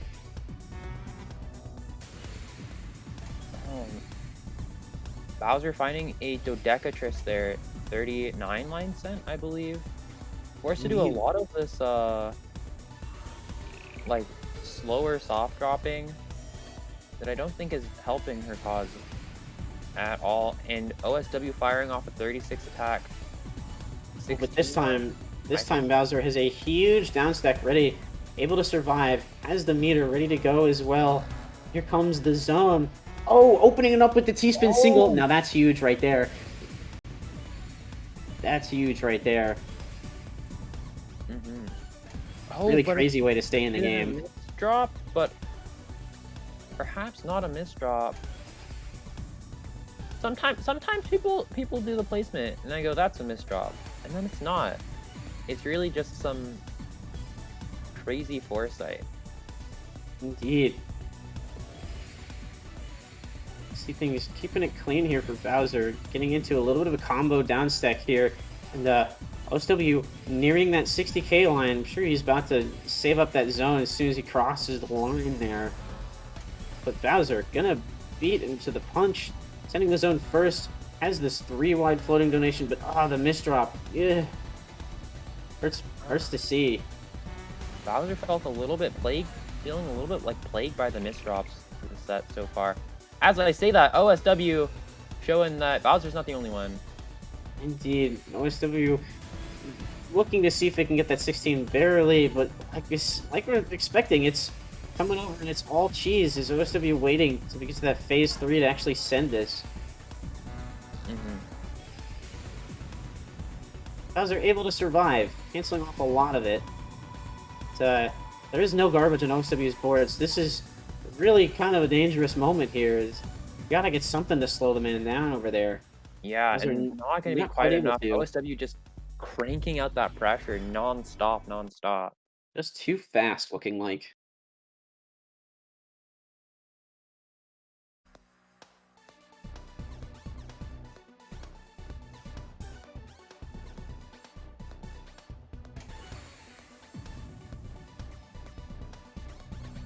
Interesting decisions here from OSW to start this game off. Going hard on the 7-2, but just kind of like stacking for Tetrises there. Hitting Bowser, starting to hit the 6-3, looking for this donation. Finds nice long fractal there. Oh, and OSW finding a really long stack. I was almost looking like a Tetris multiplier Tetris, you know what I'm saying? That's not in this game, home dog. What you I know. About? Ain't no multiplier here. Oh, and Bowser just barely not that open. But such a good, clean well to work off here from Bowser. And to pile on the pressure while we can, you know? See, she's able to make the most out of the zone. Yeah, OSW searching for this 20. I don't think he can find it. Still, 1949 is going to be pretty big send there, and they're under fire now, especially with that little bit of a misdrop at the very start of her zone. Oh, but the combo down stack into the Tetris. That's huge. And a little bit of a misdrop from Yeah, a little bit of a misdrop from OSW, who kind of was forced to waste 2 eyepieces in that. Able to get his well open, but another misdrop. I'm gonna set things off. I'm gonna have to do the T-spin single kind of and reopen things up.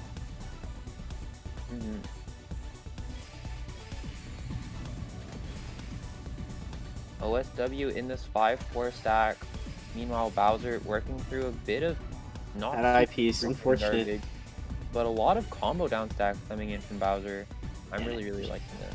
Yeah, she's able to get to the full zone meter and catch up in zone to OSW, but this board is looking a little scary. Off in zone a little bit early. I'm not seeing a huge down stack combo, and Oh no. yeah, that one's cut a little bit short. A little bit of a painful way to go, and OSW not even having to use the zone here so far. Although, what just happened over there? Some interesting stacking. This could be a good moment to let Bowser stay in the game. Bowser's been stuck at the top for so long and not going to be able to take that round over OSW. OSW now 4-0. Yeah, now it's game point here for OSW. Do or die for Bowser. Oh, and there's the TKI PC. Gonna be a big send real early on here to OSW. Got a way out, but gonna be a lot of clean garbage if he can get to it in time. Forced to use the zone a little bit early. Doesn't have quite a full meter. Bowser going for this donation. That's gonna be huge over the Tetris well. Especially looking for the Z prop. Barely able to fill it out. Kind of having to waste one T-piece, but this is still a pretty good spot to be in for this zone. Gonna be at least an 18-line send.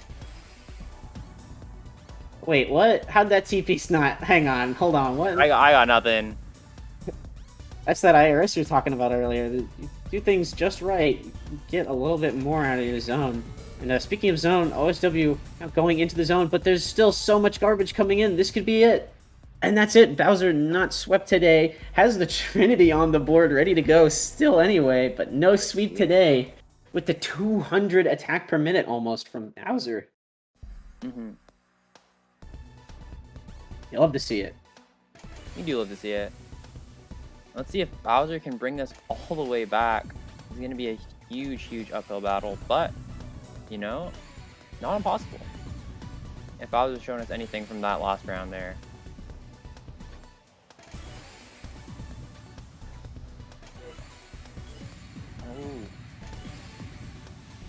Bowser finding a really, really good combo into almost a PC, yeah. Yeah, I was ready to get hype. I was like, is this what I think it is? Ooh, look at this down stack. Bowser's combo down stacks have been really nice so far. Yeah. But OSW sitting nice still, able to keep out this big pressure and just keep stacking up these T-spins and Tetrises. Dangerous. Oh, so close here. Bowser with 17 lines are gonna misdrop that O piece just barely. Gonna put a bit of a damper on her attack.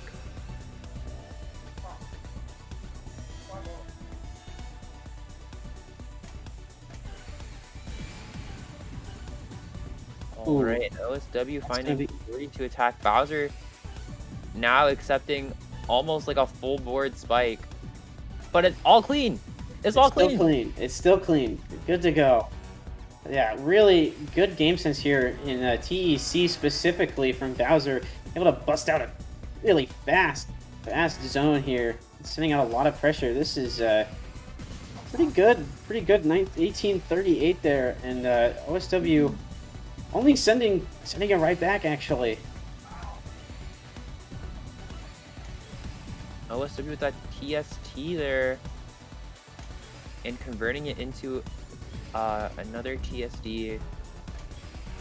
And Bowser again stuck at the top. Yeah, forced to take this zone. It's not looking too prospective. There's still a good amount of garbage coming in. Some nice downstack to come off of, but there's like basically no garbage over an OSW's board and a full zone meter. This is looking super dangerous here. This Bowser again forced to take a small zone. Oh no, one attack, one line, and that's gonna do it. OSW taking it over Bowser 4-1. 5-1. Wrench can count. Oh, 5-1. Yeah, might be. Extremely hard fought. Real good game. No sweep today. And pretty great showing right here from both players even. And we're gonna have a bit of a swap out here now that we've wrapped up the losers top 8, and now we're going into losers quarters. We are gonna have Promo versus Santi and Blink versus OSW. And for that, we're gonna have Skyfire on the comms. Skyfire, say hello to the people. Hold up. Sup? Yo. What's up, Skyfire? What's good? I'm doing good. You know. Wait, how about that? Cool. All right, and we're just gonna stay here until production lets me know that I'm good to go. How are you doing, Skyfire? You been watching? Just do it, Wrench. Just leave. I'm doing fine. Just busy with school, but I'm here. Almost to that winter break. Almost to a nice little reprieve there. Get some free time in. Almost. Almost there. Yeah. Hanging in there, man. Yeah. All right. It's been great being on the comms and also running this tournament. A couple oopsies, but honestly, it's been really, really good. Goodbye. Go eat. Goodbye. All right. I'll be in chat. Later, brother. Yeah. See you, Ren. Later. So, Cheeky, how have you been doing? Oh, can't complain. Same old. Been, on that work grind, watching some good Tetris, basically week in, week out. Always been a lot of fun. Good. Nice. Things are only getting crazier. Everyone's just getting better every time. And so you have these tournaments, and it's just crazier than last every single time. Yeah. Have you commentated for a TEC before? A couple of times. We've done both Square One qualifiers so far, and it's been very fun to watch. I don't know if you were with us earlier, if you got to see any of Kazu's gameplay. Excited to watch that again.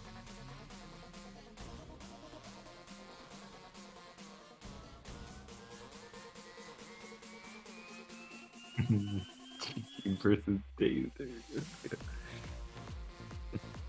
Yeah, Skyfire. It is always interesting. You get this funny little, almost a shared hallucination between the commentators. This very, very funny man. He's talking in your ears. It could be a little interesting if you're stepping into the commentator's box here, but yeah. Get used to it. Yeah. This is gonna be the first time I commentate for TEC. Well, welcome. You've picked a good tournament to kind of come in here. I know it looks a little small, but like we were talking about earlier, basically everyone in this tournament is just cracked. Everyone is just so good. So it's like, man, wow. That's really all I gotta say. So you've seen a good one. You can definitely see some pretty good examples of how to put this, kind of the ins and outs of this game, the really small minutia of this game, and what makes it special is a lot of these players will go so even and get really far into the games. You'll see them regularly get to different phases of the game, and they'll even time up how their attacks work with that, as we just saw these couple games. It's real interesting here. Now we begin with Promo versus Santi. Immediately, it's already going off to be such an intense battle. The Promo beginning with 6-3, and I cannot believe that donation worked out for him. Oh my god! That little kind of just crazy decision there. Able to get that eyepiece just in time for Promo. Really a huge moment there. You're gonna be pumping out some pressure. We get the 47 attack. It was returned by the 48 attack, but Santi was just by one. Yeah, but it's turning out to be a very fast-paced battle. It's both players are just blazing so quickly, and it all comes down to both their consistency and just straight up their upstacking fundamentals. But now, it also becomes who's better at using zone. But it looks like Promo might be in a little bit of a rough situation, but we'll find out after this zone. Only a little bit of I think it was like a 33 line send from the beat. So he's able to just about match it, and in the right time, basically the line clear afterwards sends him into phase 3. If that had been any sooner, the garbage that he takes, you see that just there is so much dirtier. Kind of working to his benefit there is now Santi's just absorbing a lot of cheese now. Oh, that's a misdrop. It might look like Santi going to be in a rough situation if they don't do something about it. they better start canceling everything, as Promo is currently in a slightly better state and is now upstacking to deal as much pressure as possible. Well, there's some huge T-spin downstacking happening for Santi there, and able to pump out a pretty good zone attack. And that critical moment here, getting back down on the bottom of the board. And, there's a Promo. literal full screen coming in from that Perfectus from Promo. Yeah, so many T-spins during that zone. That's insane. Oh, and Promo takes first blood. Indeed. Playing just a little bit faster, a little bit more sending, but still crazy numbers from both players in that game to start off with. Crazy first round. Yeah, Promo beginning with 6-3 again, and Santi beginning with DT Cannon. Pretty common from both players so far. Wow. Okay, setting up that floating T-spin way in advance for Promo. Really big find there. Gonna be able to build up the zone. Looks like both players pretty even in terms of a zone meter here, and board position even. Promo getting that zone meter full first. Yeah, but like Santi with a bit of a misdrop. Oh, look at that. Okay, that donation from Promo was sick. Santi taking off on the zone first here. Oh, mentioned the cancel. But like Promo with that extra zone damage. Yeah, this zone is gonna dwarf the send from Santi there, and it's gonna be a scary moment, but the high-speed Z-spin saving the day here. Wow. 21 attack and just with a quarter of a zone. Yeah, making great use of what little Santi had there. It's like one thing I've been thinking about watching some of these matches is like if you like timed your zone so that you could just go into like stage 3, then like you just send like 50 lines and then you immediately put your opponent into cheese. It's like...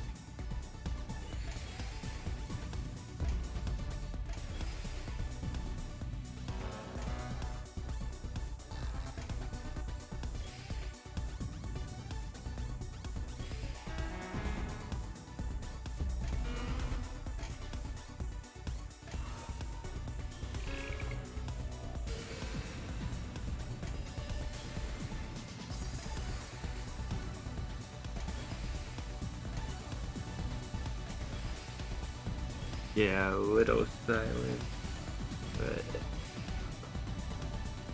I think there might be some trouble. But in the meantime, maybe I can try commentating with like the Twitch stream as the internet has died. In the meantime, I guess I'll take over for Cheeky, and while he's busy fixing stuff, we'll get right back into the action, although with a little bit delayed. That said, currently, at least on Twitch stream, is Promo is both players are actually in a very cheap state. But who knows what's gonna happen? As both players, they're trying to squeeze as much damage as possible. With Promo getting into a little bit of a ST stack here, upstacking a ton, and Santi here is trying to defend. But now, they're both in quite a cheese position, and it's hard to tell who's gonna get. Yeah, it's quite the delay. Yeah. But in the yeah.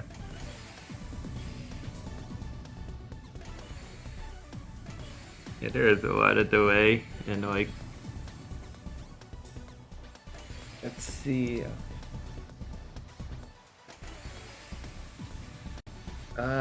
Yes, can. Okay, this should be much more updated. Alright, I'm back. Welcome back. I was watching the stream and I saw what happened. Alright. Oh yes, okay. But now that we have the stream up, we can continue as Santi beginning with 18 lines of zone. 19? 19. Not quite hitting that 19er. But still doing a really good job of pushing Promo up. Promo only a quarter zone here. Yeah, but it looks like both players are in quite the neutral state. Let's see. What are the timings for the phases? Is it like 1 minute is like phase 2? We got no, phase 1 is until score. 20,000 score. Phase 2 is until 60,000 score, and phase 3 is anything past that. Is 40,000? Oh, I didn't know that. Oh, for phase 2, 40,000. All right. Well, that. Well, speaking of which, phase 2, we're now in it. That case. Phase 2 with a little bit messier garbage than. Oh, Yeah. Promo cutting his zone a little short there. Yeah, but like, opting to go for a T-spin setup instead. oh, it was, Oh, I'm crazy. wait, Ren, what do you say about the zone? 20,000 for phase 2, 60,000 for phase 3. Oh wow, because we're now in phase 3, and now Yeah, and you can tell because look at that garbage. yeah, this is Hooey, that sure is garbage. But Promo doing really nice down stacking, finding a couple combos to get him down. yeah, but like Santi was a very clean board with literally 0 cheese. And now it's Santi's chance. Like, will he be able to do this? Or Promo gonna be able to defend? Oh, looking very dangerous, but we'll see. Right now, Promo cancels so much for that little bit of extra zone juice. Let's see if Promo can work through this cheese. Santi's board position a lot better right now. Yeah, but Promo like comboing into a T-spin. Dang. Some insanity going on. Promo is hanging on very well despite how much cheese there is. But like now, let's see if Santi can pressure hard enough as a looks like Santi is beginning to use a bit of zone right here. And both players are using zone. Eyepiece. Promo probably trying to get, well, I mean, always trying to get a larger zone. And he might 16 be able lines. to. Oh, misdrops a little. I guess 41 18 attack, lines. Promo does outdo Welcome back. Santi by a tiny bit. Yeah, now Promo is at a severe advantage as he combos and starts to prepare another T-spin. And now Santi has no more zone, and that's the game. That's now. Oh, that's that round. Yeah, okay. Promo taking it to 2-1. This is a first to 5, so yep. These are going to be some pretty long rounds, if that was any indication. Yeah. Like,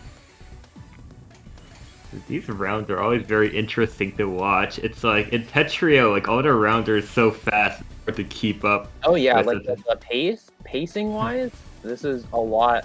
It's a lot slower than the games like we kind of play mostly, or like the games that we might call home. Yeah. But it's so interesting, right? Yeah, it's very interesting. Sort of like the different dynamic that kind of emerges because of how different the garbage system is and how different the options are for defense and offense. Yeah. I don't know. It's like the gameplay, at least for me, like my first impression of it feels very artistic. It's like the game is slow paced enough that like it's a very like it's always like an exchange of like two people fighting against each other and they're all struggling and one comes out on top. It seems to like tell that sort of story when I look at this.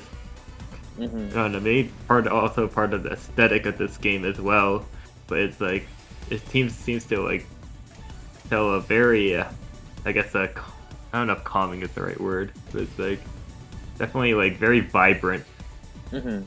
Yeah, it's definitely got the art style of like a very vibrant story. Yeah. Very rich. Oh wow.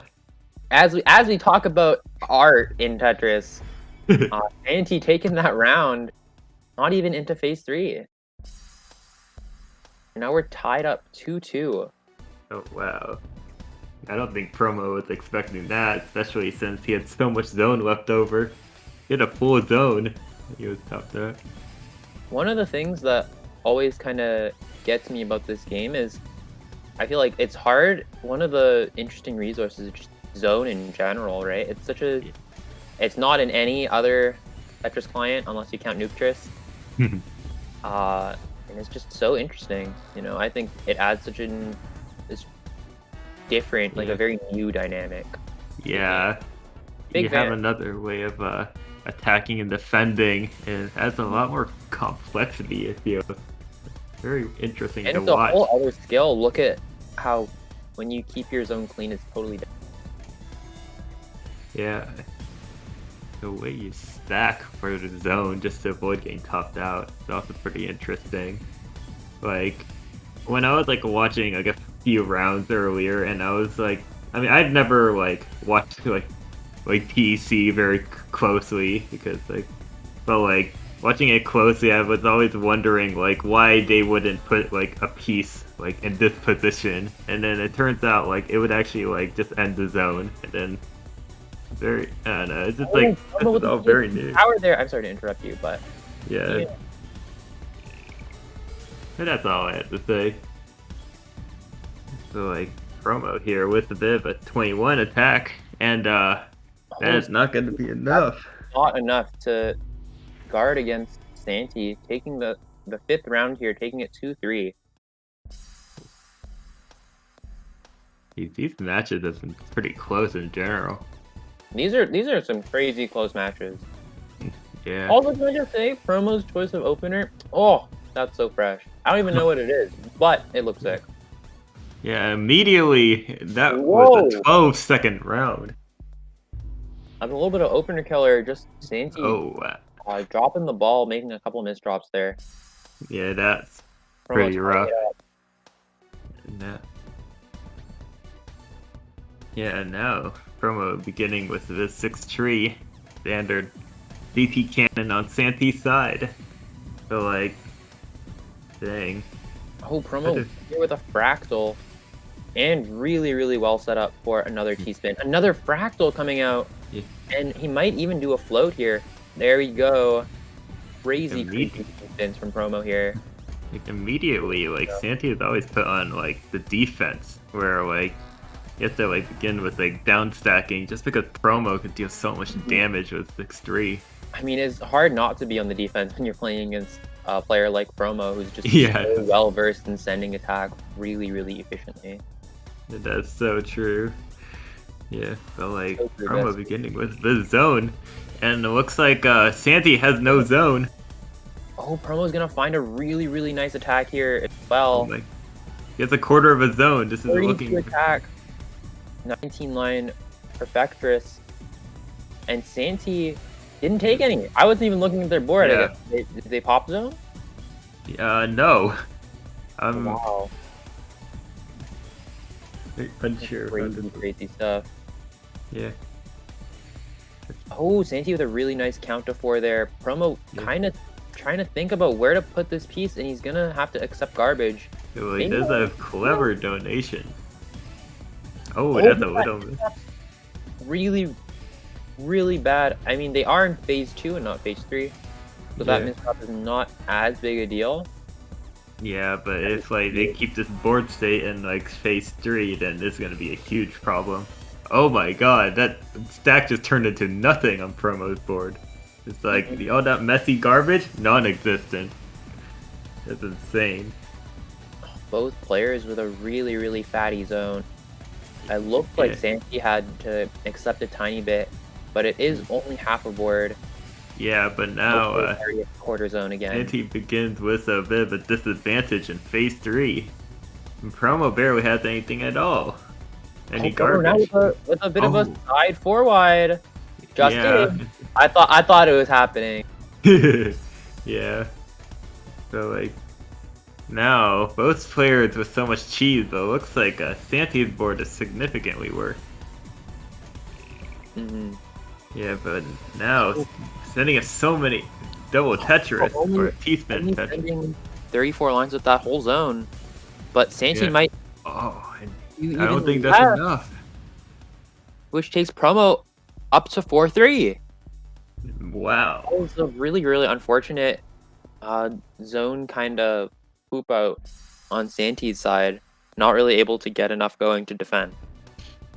As it turns out that Santi actually zoned before promo. Yeah, that makes much more sense. Yeah, that checks out. Yeah, but like promo Look at going the with a pressure very on nice Promo's finish. side. An insane amount of pressure. And So it's not coming. Look at this. With a Z prop too, and Santi is just accepting all this clean garbage, but it comes in the perfect place. Oh wow, Santi's not promo really care skimming about to it. make another T-spin. This looks like although like TSD Puyo there. Puyo Tetris players just came into like TC. Well, yeah, I mean, they totally did. Yeah. Finding Yeah. that 50 attack perfectress. Yeah. Let's see if Promo can find something to fight back. Yeah, this is looking. Oh wow. Oh. Forced to And- accept a couple lines, not too many. Yeah. And but as it is still relatively clean garbage. Yeah. Luckily, still in phase 2. Mm-hmm. It's like, and now both players are in a relatively neutral state right now. They're like, Not really a huge advantage on either side, yeah. oh, that is the Oh, TSD tower. TSD tower coming in hot. Yeah, but that's a little misdrop. Will bite them because if Oh, but you say misdrop, I say new opportunity. A 35 attack Dodeca. oh my god. And Yeah, now they- we're in phase 3 and look at all that cheese in an instant. Yeah, you can tell when it's phase 3.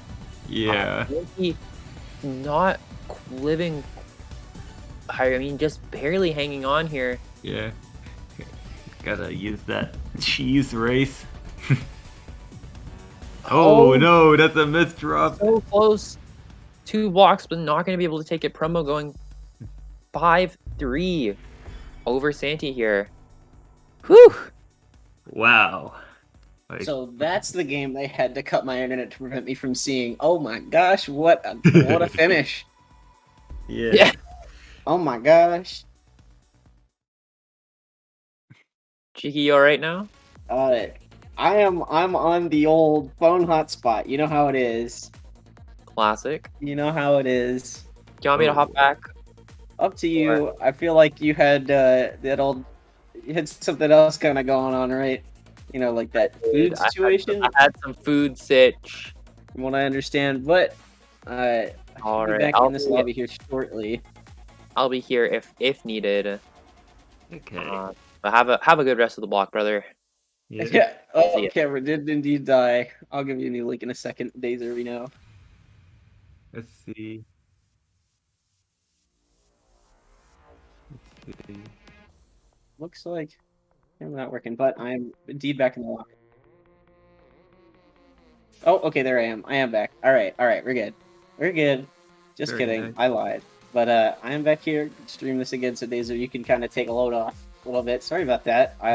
Again, it's just too crazy. I didn't want me to see it. You know, I said no, not today, not today. The universe was hopefully- not prepared. Hopefully, nothing too Oh. crazy. So I can see some more crazy action from Blink and OSW coming up next.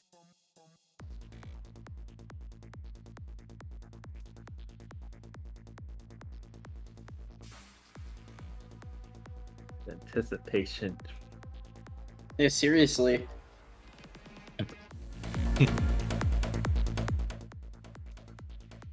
Things are only going to get a little bit more insane from here as a few remaining players in this tournament all extremely skilled in this game. Of course. Let's see. And So, Yeah. Skyfire, what do you think after watching some of this game? It's pretty crazy, ain't it? it is, and it's like I'm not sure what to say because like it's like a lot to take in since like this is the first time I'm like really looking at this game, but it's just like in my mind I'm just thinking that's all amazing. It's Yeah. like You get this kind of fusion of it's a little bit faster than PPT, so you still get some kind of that like, wow, they're playing so fast factor, but also like there's an interesting kind of macro element to this game. As you guys were really finding out lately, of the players keeping track of where they are in the game, where their opponents are with that kind of extra zone boost, that sort of deal. Uh, Mhm. is an interesting kind of, like I said, meta game to think about now, rather than just placing the blocks as fast as you can, sort of deal. It's makes for some Yeah. very interesting kind of matches where there's a bit of a, as one player maybe starts to figure out the other one or kind of get a better grip on it, you start to see some interesting adaptation. Yeah, definitely. It's like that zone definitely adds another layer of complexity that you might not see as much in like Gestris or even Tetrio. I mean, I guess Tetrio had its thing with like pass through, but like obviously we know that it's currently getting voted off or something. Yeah, But yeah, yeah, who maybe a knows? discussion for another time, but That is a discussion for definitely another time. definitely interesting to see some of, like I said, how these players handle minute differences between some of these clients, and how really at the end of the day, like when they're playing at this high level, those small differences really kind of start to stack up to be a really big game changing kind of deal. You don't really take advantage of it to the complete maximum.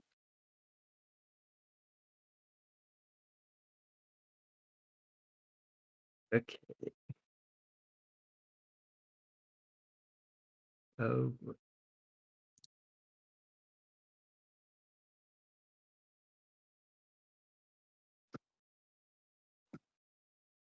y-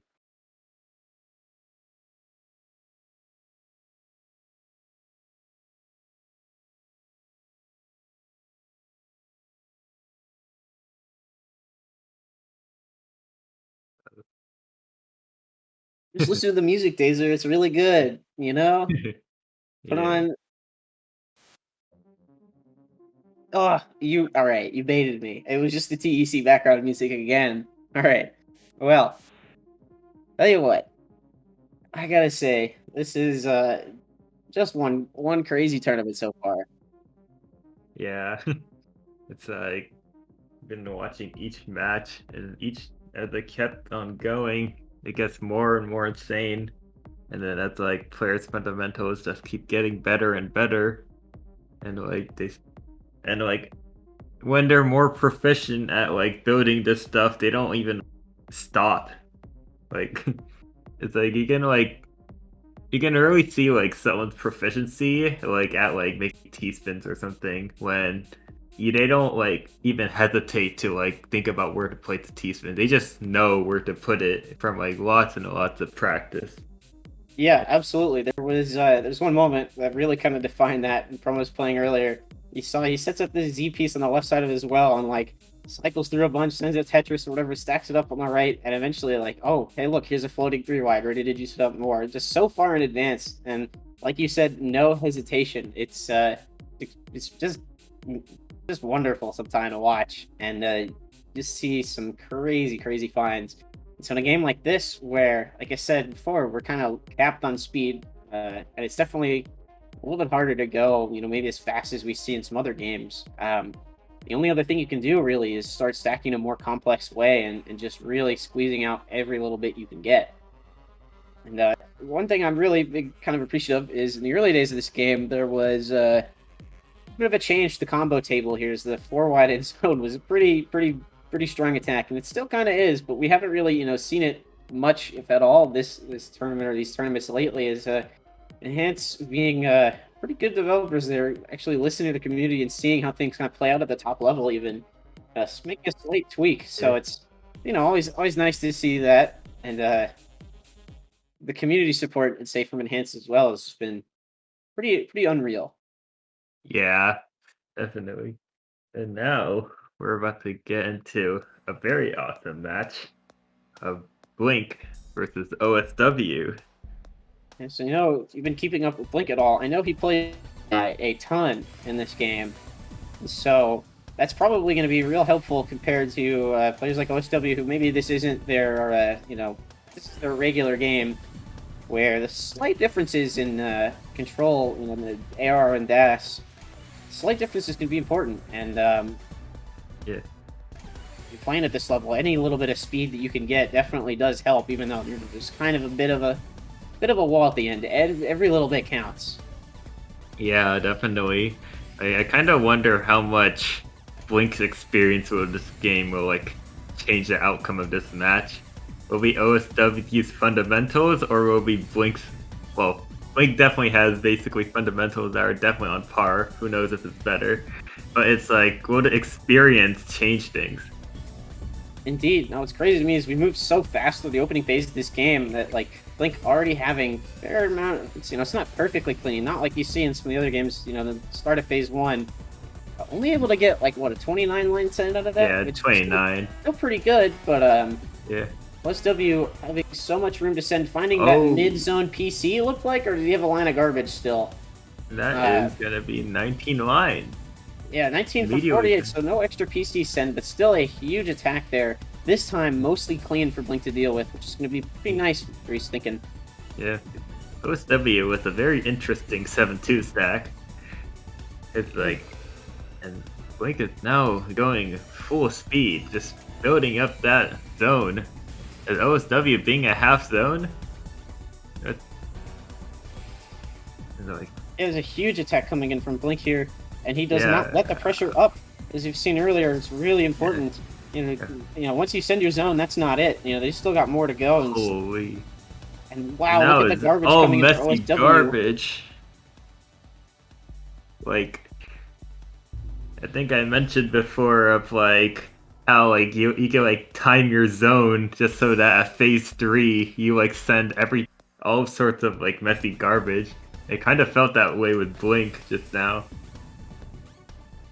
It's like the idea of like if you wait until like if you like know like that you're gonna end up with like 60k like points or something, and then like you just like zone at the right time, then like you basically like already put your opponent at a disadvantage by sending them messy garbage. Not sure if that's what Blink actually did, but it did feel that way. Like, that said, we're now going into second round, and Blink beginning with a bit of a Kaiden, and OSW was a bit of a... Oh wow, that's a fractal from OSW. And now both of them are in a quite neutral state, but it looks like Blink has a cleaner board. Indeed, and Blink again with the slight lead here, and just ready to send this TSD Tetris. I think he's, kind of... I'm not sure what the holdup is really for either player on the zone, but OSW looking a little bit scary here. Oh wow, he tanked the garbage. A lot to go through. Blink lining up this big 49 line attack. Yeah. OSW has to match some kind of big send here too.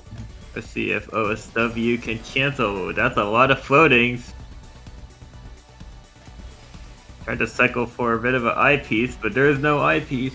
But managed to do 45 damage.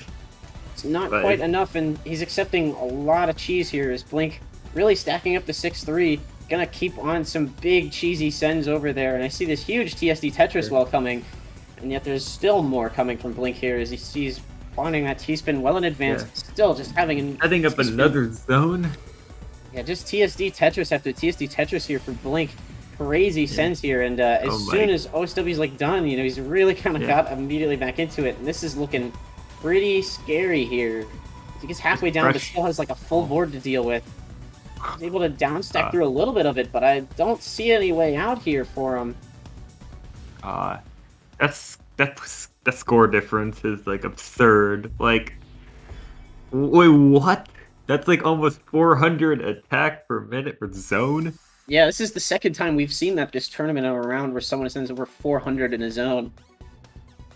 Oh my god! And with games going to like phase 3. The crazy thing is that, like, still maintaining that, sometimes you play this game, and the first zone you do, you send it real quick, and then your opponent just dies. Sometimes it's kind of inflated a little bit. You might see some funny numbers like that, but, like, doing that mid-game, just really big testament to how efficient and crazy some of these players can get, consistently with every zone they do. Yeah, definitely. They make it look easy. Blink's experience moments. And OSW looking for some interesting Interesting ways Two down TP. here. Yeah, able I to got still the find the 4 combo. TSD, but look at how clean this well is for Blink. Doesn't even have to use the zone to escape any of this attack. Just sending it on over, and OSW thinking, forced to use his zone finally. Okay. And now, what Blink gonna do? Start setting up a little bit of a power stack, which turns into more T-spins. Now, Indeed. prepare to use his own zone. Now, And Blink now kind of cycling a little bit, still going to find the T-spin single in there and just juicing up things just a little bit. Lots of clean big sends here. Lining up, we see maybe a 19? Nah, not quite. Still the 18 for 46 at this point in the game is pretty good. Especially when OSW only has that kind of quarter zone. But wow, look at that speed, that crazy burst in the zone there from OSW. yeah, but like, Blink is not letting up with pressure. Like, oh, but like, now, Blink is the one that's getting pressured, as OSW has a bit of clean garbage to work with, as well as a lot of comboing possible. That's true, but as we approach that 60k line, and Blink has extremely clean board, not much cheese, he's able to cancel off a lot of it. Still taking some of it. This is kind of like the last moment he's really got to get rid of as much cheese as possible here before things get real rough, as we've officially crossed into phase 3. Now, this is one zone will determine who will be in the winning position. And OSW begins by sending 31 attack, and Blink is sending zone. Oh, this is going to be a big one from Blink, I feel. And manages to get 53. Yeah, and at this point, there's just nothing that OSW can do there. Unable to activate the zone in time.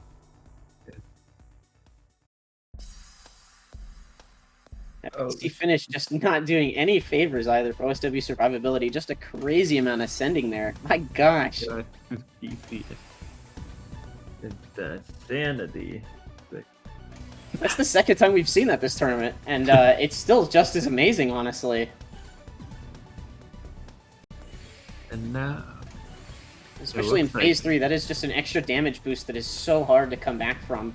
This huge moment right there for Blink.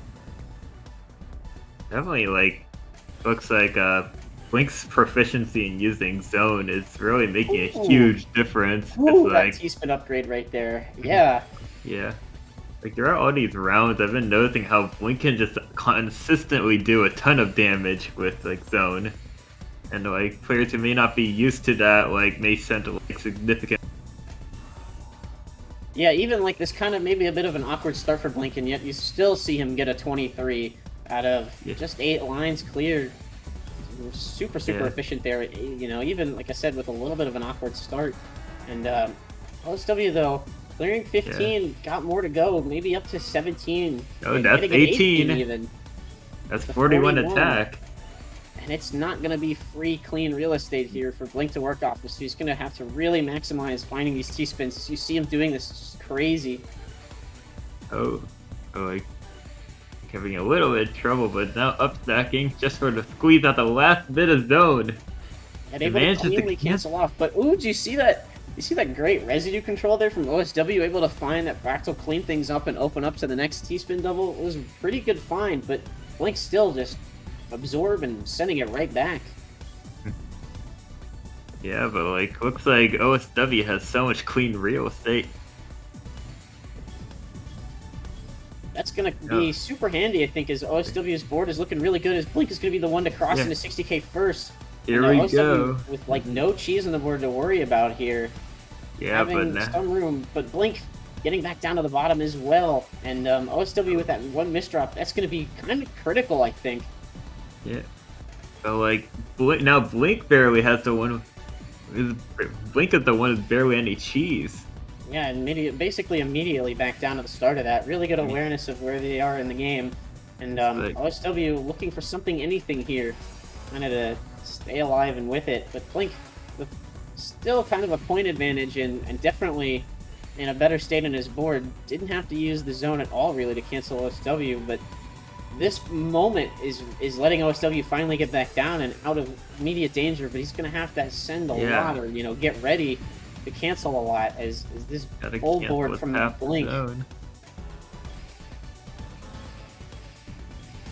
He takes any And that's not going to be enough. But wait. Yeah. But maybe.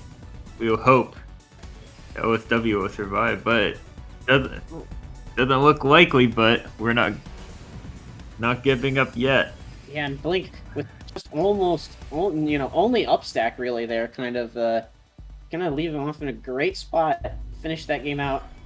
Now 4-0 at match point here for Mr. Blink.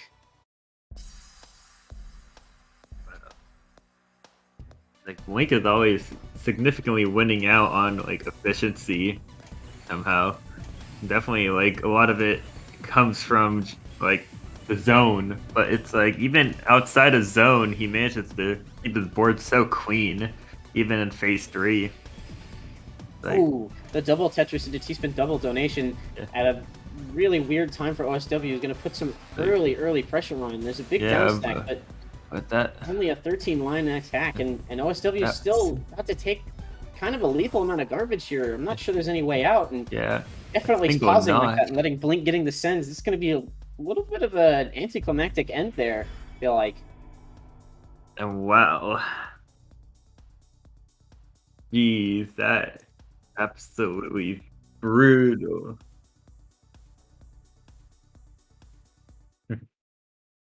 It really good showing there from Blink. OSW putting on a heck of a fight, taking him to phase 3 almost all of those games, but in the end, Blink having the experience for this game, I think, really does come in handy, and we see coming out decisively at the end. Yeah, definitely. Like one thing I've been noticing a lot is just like the biggest part of this game seems to come down to like phase 3 at this level, where like it all comes down to how well people can like deal with the garbage, as well as how well can people prevent the garbage in the first place. I think Blink is incredibly good at like being able to not only prevent it, but like also like even when like he does have cheese, like he knows what zone to like leave his opponent at a disadvantage. Absolutely. I don't think it's just that.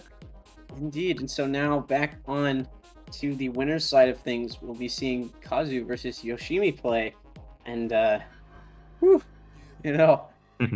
thought there's some crazy output last game. Just wait. This is going to be one intense winners final here, as one of these two players will be moving on to grand finals. Indeed. So, kind of just 10 wins, potentially more, but 10 wins kind of standing between one of these two players and the title. I'm very curious.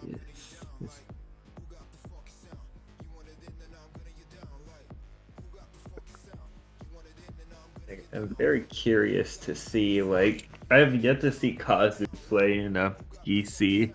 I have heard that, like, he has been playing a little bit of it on his streams. And, like, I'm really wondering how much he's gotten used to that. From what I could see earlier, his style definitely blends well into this game with just how extremely efficient he is with some of this damage. So I think he's been able to make the transition pretty well, especially like it doesn't seem like there's too much, like for him to kind of pick up on as far as the zone that he hasn't already played. But able to, like I said, just able to find some of these crazy T-spins earlier and such a big speed advantage. I think it's really going to push Yoshimi to their limits on this one. They're really going to have to come out strong to match the #1 seed in our tournament here. Yeah, it's going to be incredibly difficult. It's like Kazu's like upstacking consistency and proficiency is like if beyond the skies. It's absolutely absurd of like, I mean, I could just say how absurd like his consistency is and say over and over again, but it's really like hard to like emphasize just how much consistency there is. Indeed. Like you said it well, it's really hard to emphasize just how consistent finding all of these T-spins in just every possible moment you can. It is hard to hard to even describe a little bit. Yeah. But we'll say, as we have a little bit of a break, something else is hard to describe. A couple other awesome tournaments coming up. Might give kind of a bit of a shout out here. I'm not sure if we talked about it at all. We have tomorrow, Infinite Finesse, the Tetris tournament. We're gonna be looking pretty good. Let's give that a check out and keep that up. Keep your eyes open for that, as well as more Tetris Effect connected. I'm gonna say November 20th with Square One's third qualifier. I think maybe it's something the Square One series. We should definitely also give that a look beyond the Puzzle Kingdom channel a little bit later, and just some great action coming up this weekend and in the future. Here we have both players finally in the room, ready to go, and here we go, Skyfight. This is the moment. Winners finals here. This is truly the moment. And now, who will win out? Heaven or hell? I'm just kidding. That's certainly one way to look at it. And here we go. Now Kazu immediately going into 6-3 stacking. This blazing speed. This is insane. Also finding some interesting T-spins at the very start of things, and actually getting some garbage on the Kazu's board first. Yeah, the Kazu with a little misdrop there. It turns into a T-spin. And this finds combo an incredibly nice combo. Into the zone. Yeah. Oh, no way. That's my god. Oh, no way. That's absolutely insane. Yoshimi. Oh, and turns into the oh my god, a 63 attack. Yoshimi with a 49, gonna take some of their garbage of their own. They had a really good zone as well, but there's a couple moments of pausing, and I feel like if there's someone you really can't afford even a single moment to stop and think, it's definitely against Kazu. So this is gonna be already kind of a bit of a deficit here. Now Kazu, I'm sorry, Yoshimi hitting off from the second zone here, able to find some, but looking like maybe a 13 kind of might be it here. Yeah, but like with Kazu's full zone, looks like Kazu might be at a bit of an advantage here. As Yoshimi has quite a lopsided board, and Kazu is ready to send more and more attacks. Indeed, another almost 60-line attack there. Some crazy efficiency from Kazu in the middle of that. Just T-spin after T-spin. STSD, which is ready to turn into a Kaiden. Indeed, Yoshimi back in the zone as well. Only able to find a 33, and after all of that, we are, well into Phase 3 by now, and it's only been 2 zones. So Yoshimi just caught at the top with so much cheese. Kazu still with half a board. Just unstoppable looking like that first round, Kazu. Oh my. That consistent pressure from Kazu never stops. It's like another firestorm. Definitely. It's like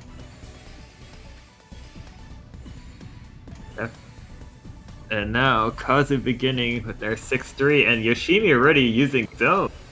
Trying to get a lot of pressure in the opener. 26 attack. But it looked like it almost did nothing. That prophecy from Kazu with 17 lines and 50 attack. Yoshimi with only half zone. Yeah, just some crazy efficiency, and I see Yoshimi's got a lot of skimming and just not some line clears that you want to be doing right here. Caught at the top of the board with still more than a full board's worth of garbage, immediately hitting another zone. Where did that even come from? Yeah, but there's still a way out. That's crazy. Still has a very nice combo, but it looks like has to use another zone. With a full board of garbage, how are they surviving this so far? This is crazy. Yeah, but Kazu just keeps on pressuring.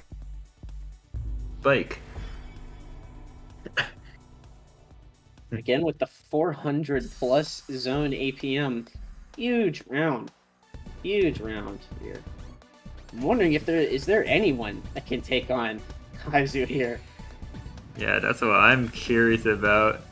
I know there's still a lot to go here, but like just from what we've seen, this efficiency is seemingly unmatched, and with the speed to boot, there has been almost 0 moments of like decision that we've seen on Kazu. Yeah. Just playing at just top speed almost the entire time. Indeed. It's like I've had the let's see. I've had the opportunity to fight Kazu in the first 215 and then in Tetra League. And God, it's absolutely it's absolutely scary. There's like I just think like there's not even a chance I take even one, you know? You could misdrop like 5 pieces in a row and I still wouldn't be able to. Oh, yeah. Speaking of misdrops, like I said, it does not miss a beat, you know, with the double L dropping, or the double J there, but Kazu just does not stop, able to get right back into some crazy pressure now. Double the score, basically, of Yoshimi in phase 3, setting up this T-spin triple. This is looking like death pretty soon for Yoshimi again. Yeah. Saw some crazy survival last game. You know, multiple zones with a full board of garbage coming in, and they still were able to get to 2 or 3 zones off. But I'm not sure if we'll be able to see that again. No. Yeah, it's like even when Kazu misdrops, it's like most of the time it doesn't matter because he's just so good at fixing everything that like it's like you're so gonna he's just gonna go back and pressure again immediately. It's like Indeed, it's like what kind of contract with the devil this man signed to play like this, you know? Yeah. I'm pretty sure it's something called hours and hours and hours of practice, you know. Yeah. But just an insane showing so far from both players. Like you've seen what Yoshimi can do, and still looking, you know, like Kazu is just completely ruling. And there's misdrops at the very top of the board. It's gonna be a quick 30-second round. Oh, and now it's now. Let's see, 0-4. 711 attack per minute in the zone. How is that even possible? Wait, what? How is that even possible? Oh my God! Literally, how is that even possible? I don't understand. There wasn't even a PC in there. That was just straight up. Wait. She with a bit of a zone. It sends 10 attack. Yeah, and just already they're stuck at the top of the board again. And Kazu, oh my God! Kazu gets the PC. No way! Then another mid-zone PC going right in this STSD, keeping up this insane pressure. It's not stopping. It has 64 lines. It's another full screen spike. That's 3 full screen spikes, sir. 3. How does he keep doing this? I don't get it. Oh no, Yoshimi kind of not quite finding the send they need, but still finding the 46. But there's still more. And that is game. And wow, that's going to be it for winners finals. Kazu taking an extremely decisive game against just another insane player. Man, I don't even know what to say, Skyfire. How do you even okay, so now that you've seen some TEC, what do you think of that game? Just a different level, right? It really is. Is right. Like there's nothing you can say about that. Just complete insanity. I'm terrified. Honestly, I'm terrified. Oh man. God, fighting Kazu on any client is like a nightmare. Literally a nightmare scenario. Just gotta like roll over and accept your incoming death, basically. I was proud when I took off 1 point off of Kazu in an FT15. 1. Yeah. Proud of just not getting swept is what. That's the target to hit. Yeah. Absolutely crazy player. Yeah, absolutely dominant.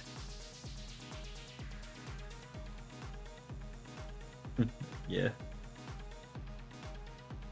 So now with that, we move back into the losers bracket for a little while, back into the semifinals. Promo versus Blink, and have them in the lobby here shortly. Again, two high speed, high efficiency players as well.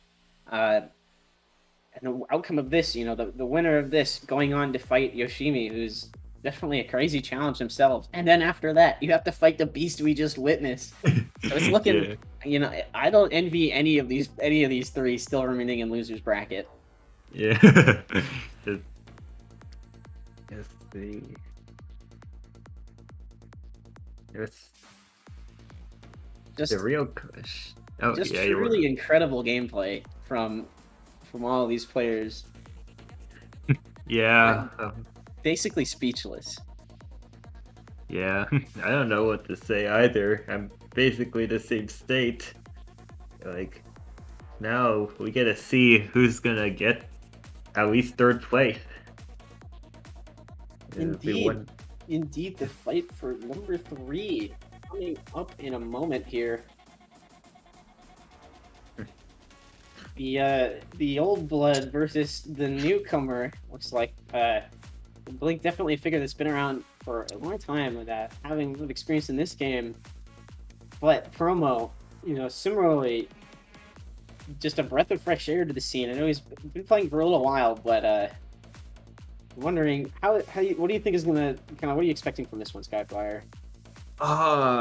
That's what I'm very unsure of because I'm not actually sure how much Promo has played D. Like I know it because like he's like incredibly absurd at like PPT and not only PPT like Tetrio, incredibly good at like back to back. A very incredible offensive player. But like Blink with so much experience in like TC and like has like the TC like macro, understands how to use zone, and it's also very strong like contender in fundamentals as well. It's very hard to say who's gonna win out. Yeah, I'm feeling like this is one of those anyone's game kind of match coming up here. Yeah, definitely. It's like, and now experience is always scary. And now we finally get into a match of Blink versus Promo.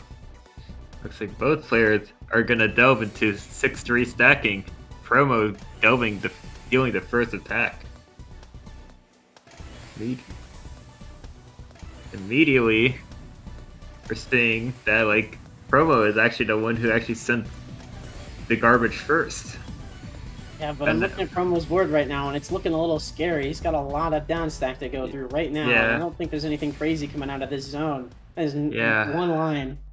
Just caught in a real awkward spot there. Blink knocking it out with no zone needed. Taking a quick first round. Yeah. It's an unfortunate first round, but we have yet to see how these players are truly gonna play. It's like one thing I usually consider is that like you know in like the first few rounds of like a match, trying to get an opponent, and once you get through like a round or two, that's when fight truly begins. Yo, is Promo really hitting that ST stacking right now? Is this what's going on? It's going pretty well. It's a lot of pressure, but now there's some down stack to be done with Blink having a really clean board. Indeed. Oh, with that cut copy. Yeah, but I don't know if the cut copy really worked out. Yeah, there's some weird down stacking to go through. But Yeah. making it to the clean garbage, Promo gonna send what's looking like a 19 here. A nice 40 lines against Blink. Completely ready to go against it. Full zone meter, basically. Looks like Blink was waiting for Promo to like finish his attack. Yeah, and try and maybe outzone him a little bit there. And there it is with 13 lines more sent. You know, Promo was able to get some good back-to-back pressure off even after his zone, but Blink's kind of so much bigger that Promo ended up taking the garbage. And, And we're slowly getting to phase 3 here, and Promo has that max zone meter, which could tell a bit of a different story if he's able to use that, you know, get to the 60k line in time. But it looks like now they're both about even. yeah, and now it looks like Promo's board is in a rough state. Oh, especially with that J piece. Yeah, this is a little bit scary. Not a spot he wants to be in. Yeah, and they're about to reach phase 3 very soon, and if Promo doesn't do something, then he's gonna end up in a terrible position. With much damage to get deal with all this extra T Oh, but spin. look at that and down then- stack combo. Such a really fast zone. Yeah. Well, like Blink with incredibly clean board. And will Promo's attack we have to compete? Will Blink falter? Oh, Blink not getting the pieces he needs in time, not sending quite a 40, and accepting some of the cheese, but Promo, Santiago Bridge, clearing that super fast. Yeah, but now Promo is beginning with the cheese. Oh, but Or look so- at that. All right, the incomplete C-spin triple for a little bit of a cheesy send back over, and Promo kind of getting down on the board, but Blink ought to make pretty clean well, even cleaner. You know, that's pretty And good garbage right there for phase 3. And this is some big pressure right now coming over. Promo Yeah. again has lead on zone meter, but not really using it and allowing Blink to kind of catch up with that. It has incredible amount of cheese. This is gonna be a problem if Promo doesn't use zone very soon. And here comes It's Blink Blink. Zone with literally no cheese on his board, just free upstacking here. So good Yeah. decisions there from Blink, able to access the garbage line in the middle of that and sending 52 line Perfectress. Oh, this is going to be hard for Promo to kind of stand up to. Yeah, it's like that's kind of the worrying thing. It's like when you cheese your opponent in 3 without even using zone, then like it becomes it's like you have that zone and it's just like at the finishing blow. It's just like, which Yeah, is like indeed. the scariest part. Indeed, like you see, Promo was able to get off a zone there and still almost 20 lines, but there's still 30 lines left over from Blink's humongous zone there. And that is not something you can take in phase 3. Yeah, it's like I guess the biggest priority here is mostly trying to cancel that cheese because if you Just like can't have let it happen. yeah, it's like if you like tank any of the cheese, then like you literally won't have the damage to Oh, compete oh. against clean. Wow, But, Blink narrowly, not Oh, just narrowly wow. escaping death once, but can't do it twice. Kind of caught at the top of the board there, and this time Promo, no zone needed, taking one on the board now. Now 2-1.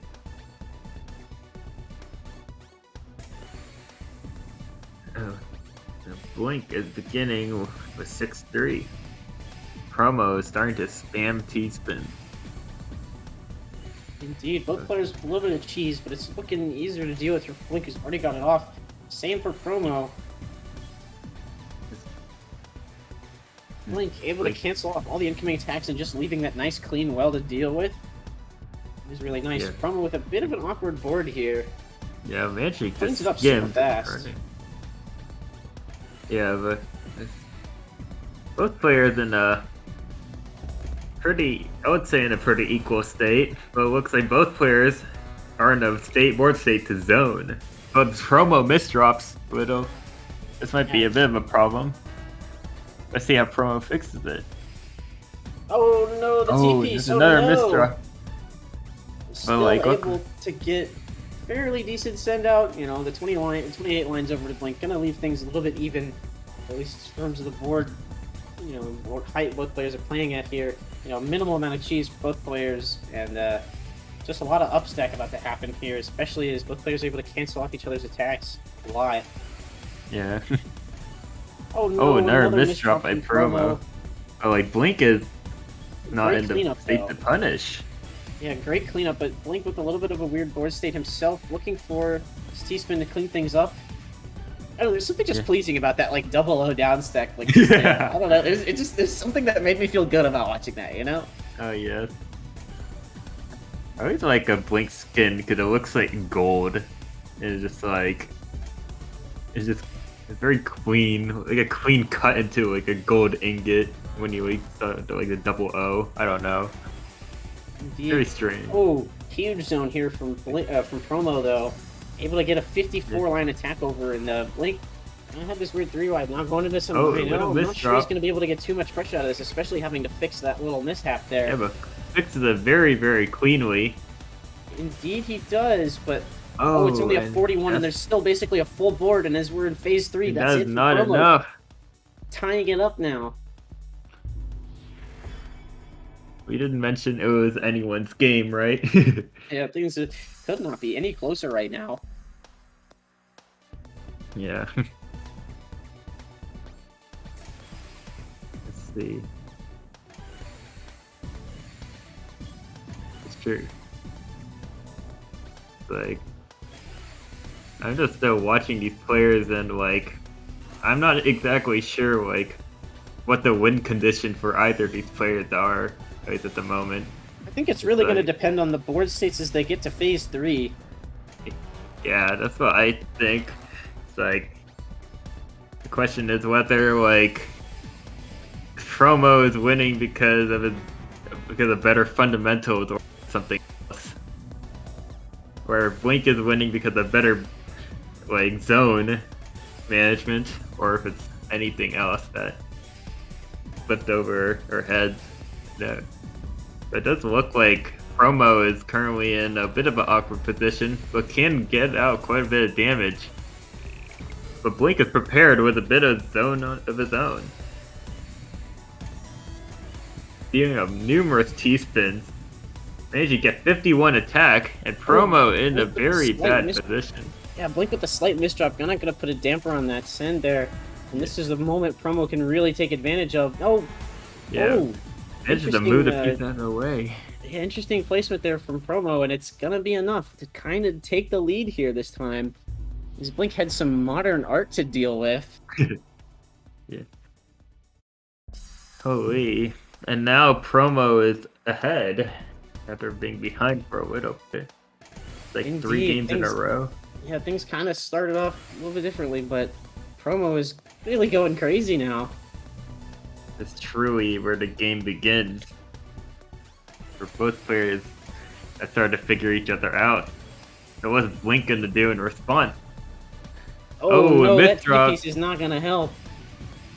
Yeah, but it does a nice little bit of a combo.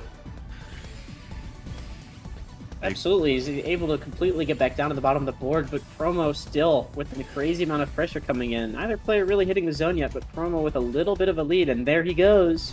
Yeah. Looks like both players are going to tackle the zone at the same time, but a moment of indecision for Promo could mean a big difference, as now Blink is now further up on the board with his zone. Sending out that 41. Oh, wow. Promo gonna beat There it we with the 54, and at the exact right time, taking an early one off of Blink.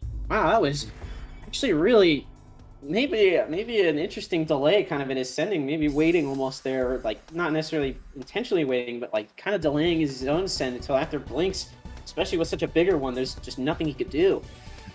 Yeah, it does look like Promo is definitely edging out a bit on the, especially like when it comes to like the 6-3 stacking, it's like Promo is less likely to waste T's. And like, while it's a very small difference, it feels like it adds up time. When you see like the zone meter, and like you see how like Promo does a bunch of spins all at once, where maybe Blink may end up doing more combos, perhaps. That said, like Promo is really going at it with Ooh. constant There's pressure. some crazy pressure right there, and this this huge 7-2 stack coming in. Nothing but clean. A 16 for 54. That's crazy. Let's see if Blink can respond here. Yeah, this is a moment of truth. This incredibly big. Looking a little weird here. Only Oh, a that's 48. No garbage Man, really making it over to cancel. either player. Kind of super neutral state. Promo with a little bit of a score lead, about to kick things into phase 3. Yeah, Like, what? Just such a neutral state for both players, really, right now. yeah. Both players being prepared to like send attacks, and now they're in a down stacking state. And now But it's when the now- cheese game. Indeed, with Promo. Oh, Actually, with the like, fractal. That's going to be huge, especially with this zone. Blink is really going to have to find some good finds, and that misdrop is not helping. yeah. Looks like Promo's point advantage isn't necessarily helping out, but looks like it went the other direction. As Blink is now using his zone. See, Promo, if he's allowed to, like, he's definitely capable of keeping up the APM, no zone needed there. And Blink Yeah. just barely falling a little bit short, like 3 lines short, I think, the total lines sent there. Little But that misdrop. misdrop is going to put a severe break on things. This is going to Yeah. be a really bad spot for Blink. Able to find a really nice T-spin single there to keep things open.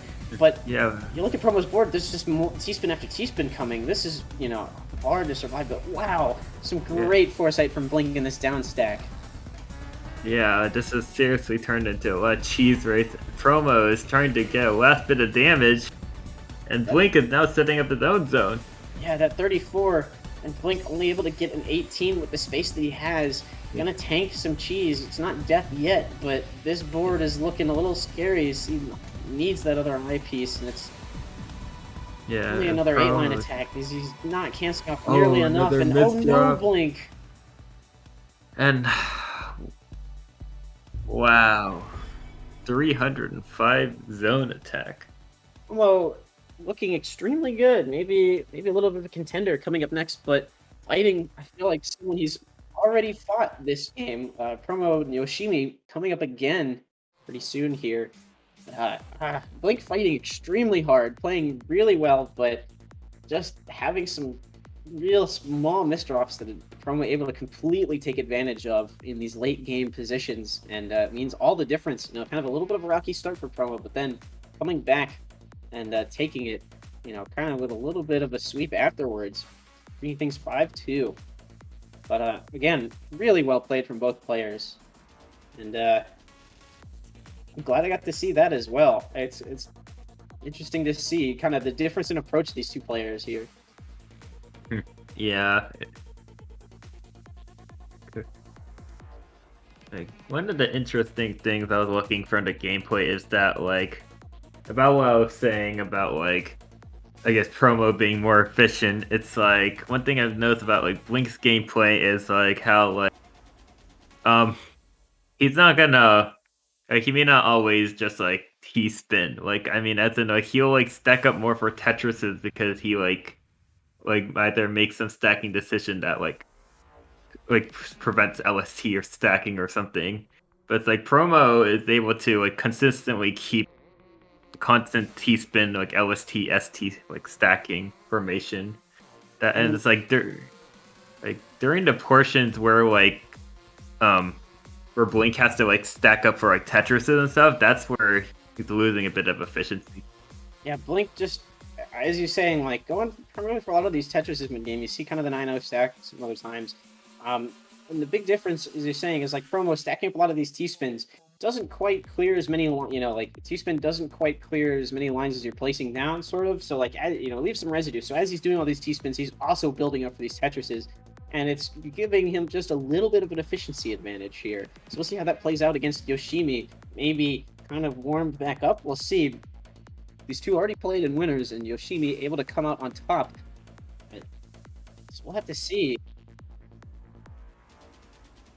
We'll have to see if the story changes this time. It's kind of a bit of a repeat here. C2 versus C3. This is going to be a close match. Yeah, interesting that you note that. You know, C2 and 3 here in the final, fighting for third place as they will eventually go on to fight the first C3 Grand Final. Interesting for 1, 2, and 3 to end up in these some combination maybe here.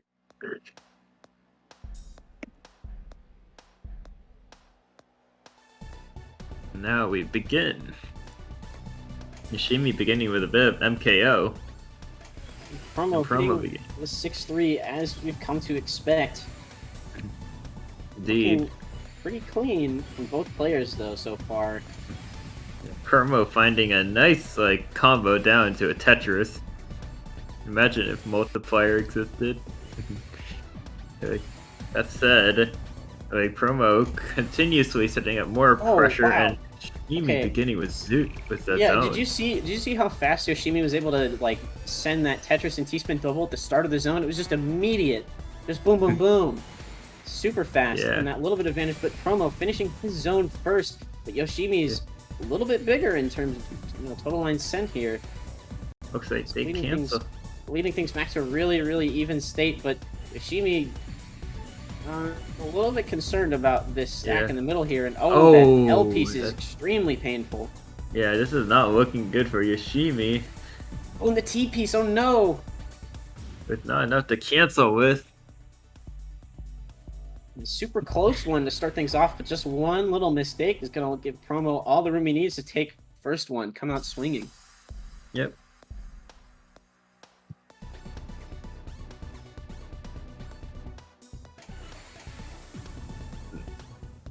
Now, both players trying to begin with T-spin pressure. Who will falter first? Yoshimi with a lot of clean garbage ready. A Promo with a huge upstack.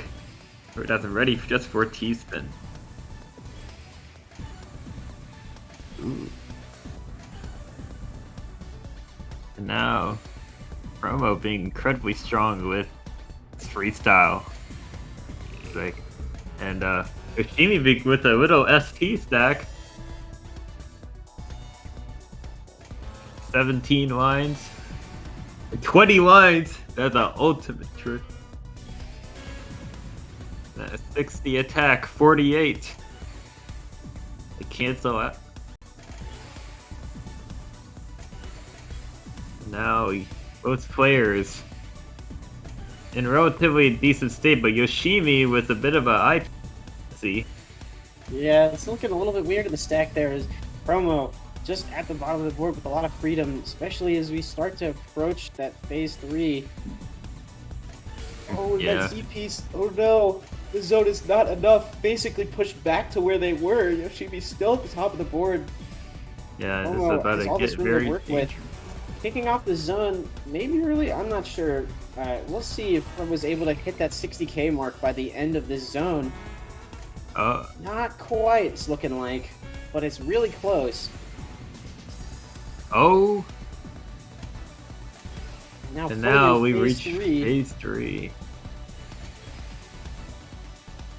Both players still at the bottom of the board, though. Yoshimi definitely in a lot better of a spot than we might have expected. Yeah, but like Promo just immediately beginning with upstacking on 6-3. Indeed, Promo getting some really good garbage there. That one of those two lines that was actually able to be sent over, just already in as well. Pretty big advantage there. Yoshimi's still finding some good upstack pressure of their own. Accepting a little bit of cheese is not what you might want to be doing here, but look at this down stack. That is oh my god. Oh no, that's a little misdrop, looks like. That was a crazy down stack there from Yoshimi. That was insane. But Promo just still has this huge upstack 6-3. Promo about to reach like 100. Only a 35 lines sent there from Yoshimi, while Promo's looking pretty with a big 53 coming in through, and you know this is about to be so dirty. And now, Promo with 120 points, 120,000 points. Yoshimi was covered with speed. Oh, this T-spin triple, kind of aiming to be a really big send here from Promo. Gonna cancel off almost all of the zone there from Yoshimi, which is huge right now, especially as Yoshimi's stuck at the top here with all this cheese. Yeah, it's not looking good for Yoshimi. And as we get through this game, quick shout out to Mr. Blink himself. You saw some crazy good gameplay now coming in through with a raid. Thanks everyone for showing up. Really appreciate you guys playing and watching and supporting us as we move here in the Big Losers Finals to see who gets to take on Kazu. Yeah. Thank you for the raid. We appreciate it very much. So, and now, Promo beginning with a bit of 9-0. T-spin, okay, sometimes the 9-0 T-spin donations are also just super crazy clean. You see Promo hitting 2 of them right now. Yeah. And Yoshimi keeping up with it, you know, even some garbage coming back over. Even ahead a little bit. Looks like they're pretty tied up. That sick nasty donation, juicing up, just able to send 2 T-spins in combo there. It's going to be a pretty good zone here from Yoshimi.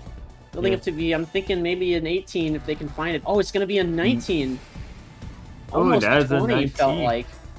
A huge attack there. Promo trying to squeeze that last bit of damage. Indeed. Magic to get just barely 1 line more than Yoshimi's zone. And now look at all this clean garbage he's got to work with. Very clean stack as well. Yoshimi making their way down, keeping up some good pressure as well themselves, but question is it going to be enough here? It looks like little Promo is misstep. caught in a bit of an awkward spot. Yeah. And now, has a little bit to go before 60k. Might have this little opportunity to fix the board. If he messes up, then who knows what's going to happen. And now Yoshimi's at 60k. I think this is definitely going to help out Yoshimi there, but fortunately, weren't able to find most they could. And Promo's slightly bigger zone send is going to leave him in a much better spot here. Again, Yoshimi has this huge board of just cheese, and Promo only upstack. Jeez, 3 points won in a row.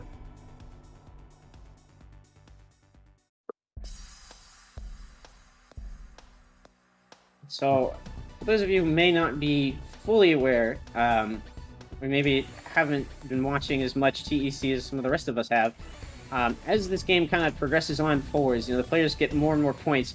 You hit the threshold where the garbage messiness starts to come into effect. In the very beginning, the score is still pretty low.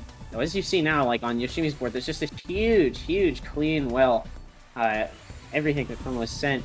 As things go on, it's not always the case. As you get further in, you just get messier garbage, your zone meter goes quicker, and the game really does its best to make, someone's gonna come out on top here. Yeah. And now, we're about to reach phase 2. Promo here with a lot of zone he was looking for that T-spin triple. Still gonna find it after the zone, which is just gonna add on some more pressure here for Yoshimi to deal with. They are handling it extremely well. Basically at the bottom of their board. And take, when they tank the rest of it, and you're still in phase 2, a situation where they can take some of that, but I don't think there's really as big of a zone as they'd hope to get there. And Promo still able to bounce out some more pressure here. Moving on to game point here, 0-4. Yeah, like one thing I've been noticing out of both Promo and Kazu is the fact that right after the zone go into attacking, they don't need to hesitate to think like, oh, like what do I need to do to place my pieces? Like they already know, or they can think so quickly that they already have it, and so like the pressure never stops. Like, ooh. Again, a really nice donation here to upgrade this Tetris well for Promo, and keeping up some big pressure, some clean pressure here. Yoshimi not quite able to access the clean garbage, but still tanking some good clean garbage to use later when they do. Oh, I think this nice Paul Frackle is going to be a pretty good find. No question. Ooh. This zone is looking so even right now. It's like almost like who's going to send it first, and there. And that is 20 lines. Yoshimi with the 8-line difference could mean a lot right now, especially as they're really making some good use of that garbage location, building a T-spin double in there. Promo with that incomplete TST, but I don't see a great follow-up here. He's got to skim a little bit, which is not what he wants to be doing this late, I think. Okay. Oh, but he's got that mid-game MKO going on a little bit. Promo with a little missed drop is going to be real bad here for Promo. He's able to skim nicely into a T-spin double, but look at this cleanup. Look at this cleanup. They're trying to make another T-spin. Managed to get 3 T-spins in 7 lines. Yoshimi only with one kind of missed drop to deal with here. They're going to make T-spins out of this as well. With this big, looking like 18 lines for 52 cent there. Phase 3. Indeed, Promo has to cancel off as much of this as he can. And, he's going to be forced to take about half of the board there. Straight up. This is very dangerous. This is it, I think. There's no way you get out of this. Holy. And that's Yoshimi's first point. Indeed, at game point. It's now or never, and Yoshimi finally able to get one in. Not a sweep today. See, maybe the tide might be changing. Imagine a reverse sweep. Yeah, that'd be crazy. Oh my god. But Promo with the big upgrade on the well there. Super good. Yoshimi with a nice Z-tuck. Some pretty good foresight of themselves. I'm liking what I see, honestly, from both players. It really just kind of comes down to who's able to keep these inputs consistent and, get the blocks where they need them every time. Because some of these misdrops, like you saw at the end of last round, that's really what killed Promos. But here, It's the misdrops kind of putting a bit of a damper on Yoshimi's Senate. I'm not sure they can afford that right now. He's trying for that TSD tower. Now both of them are doing zone with. Yeah, really cycling a bit of an awkward situation on the right side of Promo's board for that TSD tower, but it totally worked out, I think.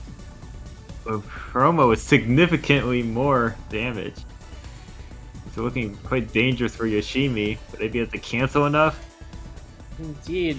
Just a 50-something line attack there. Oh, 20. But Yoshimi able to cancel off just about all of it. Looking pretty good there. Nice S-spin to fix things off a little bit. Not to take the T-spin double. Doesn't have the T-piece at the right time there. Kind of unfortunate for Yoshimi, but they're going to go into the zone first. Get a little bit of a line attack kind of going. But I think it's just a bit too early, and now Promo crosses in to Phase 3. And this is looking a little scary here for Yoshimi. Well, Yeah. maybe not. Both players are actually in a super even board state right now. Yeah. Promo beginning was zone first, but like Yoshimi with a lot of pressure, managing to cancel and send it all over. Now Yoshimi has to use zone. This might be Promo's chance. We can get just a little bit. That L piece misdrop from Yoshimi, and I think that's gonna do it. I don't know if you can get out of this, but we've seen some crazy survival before. Well, like, if Promo can deal a little more damage. Looks like that's not needed because that is actually game. Indeed, Promo taking the revenge match this time against Yoshimi. That one misdrop looking so painful at the very top there.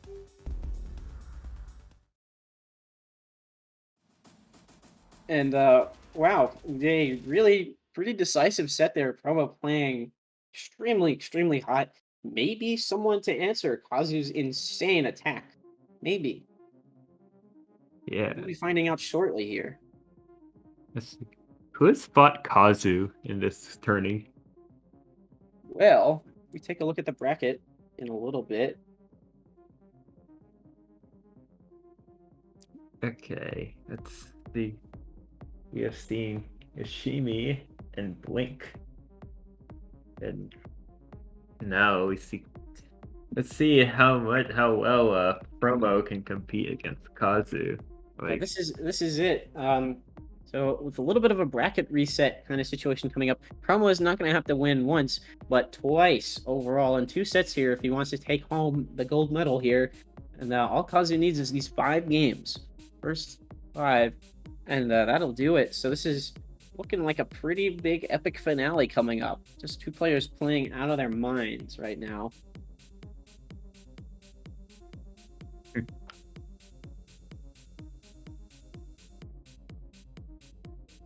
Yeah, it's like one thing is that's like I like research like a lot of top players when I was like focused on trying to get better and such, and like I think like one thing I've been noticing that distinguishes like Kazu from like other top players that can do offense is like it's like the thing is like when you like start learning Tetris and stuff and you like LST and stuff. It's like LST stacking and that sort of offense is like a tool that you use. And then it's like, I mean, it's like just a one part of like your style. But it's like with Kazu, it feels like the pure offense is his style. It's like his style basically encompasses like offense, even when he's like down stacking or up stacking. Everything is offensive. It's not like separate. And here it is, time to jump in to the big grand finals here. Promo versus Kazu. And now, the moment we've been awaiting for. Grand Finals Set 1. Promo versus Kazu. And Promo beginning with a bit of LST stacking. And Kazu beginning with 6-3. How the roles have reversed. Yeah. And now, Kazu is the one that is actually with a lot of pressure. Oh, little misdraw. Oh, but it's okay. It's okay. Kazu keeping even building into that Imperial Cross, it's crazy. Yo, Able to this maintain drops such the high T-spin. pressure even through that. It's like, And just like that, his board is completely clean. Promo looking for something, Yeah. anything at the top, but not finding that T-spin, just barely losing out on line sent there. And it's just under 1 minute, and almost, you know, we are 20k points, 2/3 of the way to that phase 3, just in a single minute. Just to give an idea of just how ridiculously efficient these players are playing. Kazu was waiting there just to tank. Yeah, he wanted that free garbage, and Yeah. wow, Jeez. an early one for Kazu to take this, playing 30 more APM, and whoa, a staggering 240.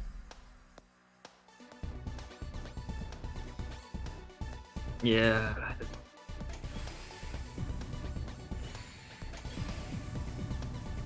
Both players.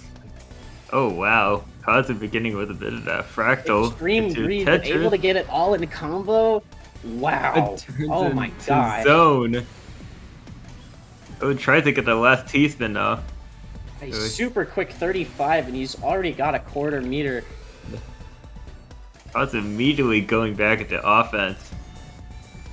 And like Promo trying to figure out how much more damage he could do.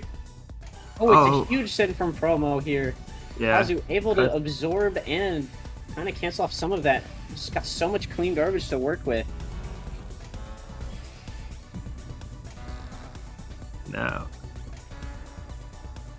And then Kazu with a bit of zone, but Promo with a stack ready to cancel or send.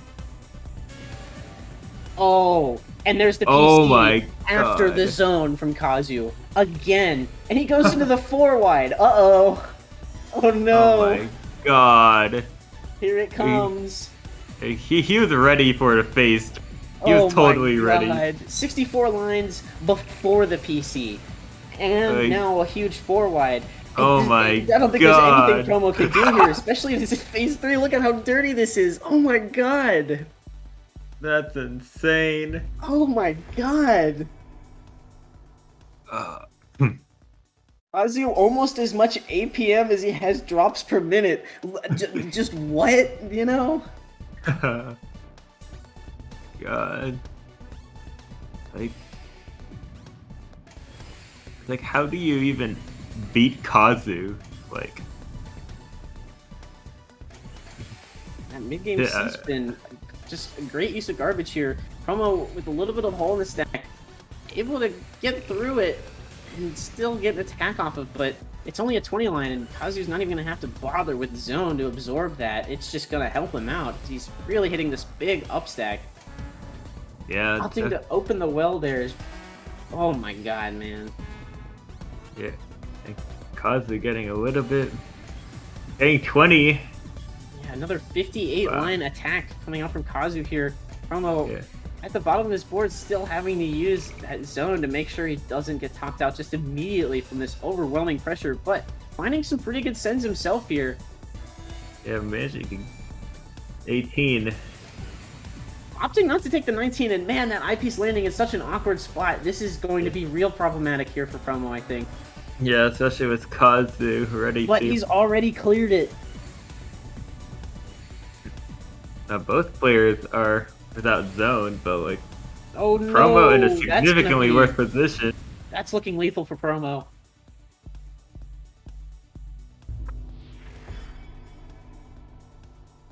And now it's 0-3. This is. It's like, Oh no. See, okay, it's just 6-3, but alright. oh, little misdrop by Kazu. I'm just thinking, like, is he really just about to slide 4 wide right out of the gate? But fortunately, I'm wrong. Really, like, that misdrop just never even happened. Just a great cleanup into the fractal with a Tetris afterwards, and this donation putting on some massive Yeah. pressure from Promo. Never-ending pressure. Yeah, indeed, never-ending pressure is a great way to describe this. And Promo not quite able to dig down fully. Has a good moment while Kazu is in zone that he's not going to get anything for a little while. Able to clear his board up a little bit into the zone, but oh no, that immediate misdrop. Able to open it up again though. Yeah, it's like Oh, this match has been like I've been like oh my gosh! Look at the survival from Promo right now. oh other Insane survival. Kazu's board. Able to open back up into the clean garbage. The Kazu nearing phase 3. Oh, what is this? What is this? The miss drop, turning into a T-spin. Not even a problem to fix for Kazu here. Reopening, it's not even looking so scary as there's going to be a big combo down stack here. Oh my god. Oh, finally get to their T-spin. And now that miss drop is non-existent again. Wiped out completely, but Promo might have a slightly bigger zone send. Yeah, here we go with almost a full board for Kazu to absorb of straight up cheese. Could this be it for Promo? Could this be one round? Let's see, what's Kazu gonna do? Able to cancel off all of it, but still has some cheese left over. Promo has a lot of but upstack. combos into a T-spin. Oh my gosh. gosh. No, not quite. It's like Just on a new level of gameplay here. Like, oh my god. like all that cheese. Down stack through the cheese, like literally how? Insanity. What was looking maybe fatal is now an incredibly even game again. Kazu just an absolute terror. Oh, it's like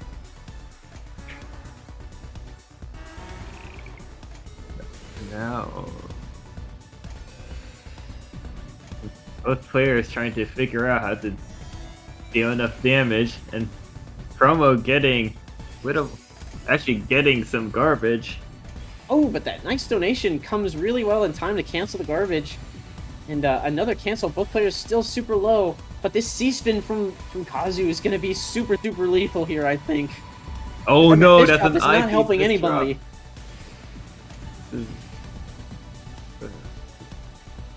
Promo gets the Tetris from the zone, but Kazu's constantly attacking, not stopping. Just not stopping, indeed. There's still... Yeah, this right here now on tournament point for Kazu, looking like literally nothing can stop him. It's like one thing it reminds me of is like, and it's like something like really to like music composition, where basically it's like people have like their own unique style when they compose something. It's like when you listen to your favorite music, they have a distinct style that hooks you in. And I think Kazu definitely has a distinct style. And even when other people try to like replicate that, maybe in like offense or something, they try to have an offensive style. It's like Kazu is the one who is like proficient enough to the point where he can like freely things. Just feel, yeah, with total control. Kazu is the one who knocks, it seems like. Yeah. That's definitely how it feels watching Kazu. Oh no, you see that setup? He almost had the PC at the end, but oh no way! My god! Oh my god! Kazu winning it all, taking the title here for Zone Masters 2. Oh my gosh, what a finish! Man, that's insane. I'm not sure. I'm not sure Kazu even lost a single round this entire game, like this entire tournament. Did he even lose once? Like, not like losing sets, but like losing a game within the sets. Did it even happen once? Like, this is just not human at this point. It's like, I fear no man, but this thing scares me. Yeah, actually. Dog, what happened, dude? What? I don't have words. Kazu didn't drop a round. Like did not. Oh my god. What? Like he's actually.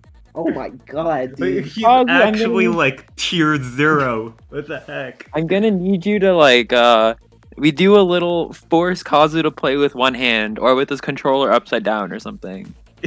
Kazu plays with keyboard and TV. Oh my god. Like, what do you even do against that, man?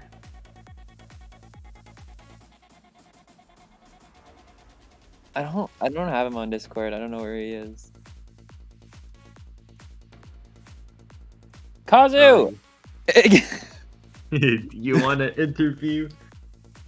at Kazu. Wait, no. I don't know if he's still here. And He might have logged off the stream to play. But Sure. yeah, that was you know, we do a little bit of ooh. I literally cannot believe what I just watched, man. Oh my Kazu god. is like head and shoulders above everyone. It feels like yeah. that's just insane.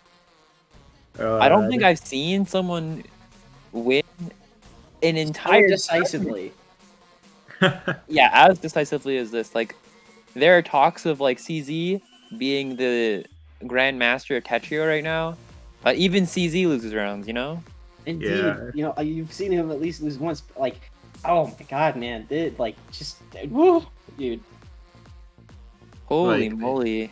like literally, if everyone like if like everyone's skill level is like I don't know based on how like far away you are from the sun or something. I don't know. It's like if everyone is on Earth, then like Kazu's on Pluto.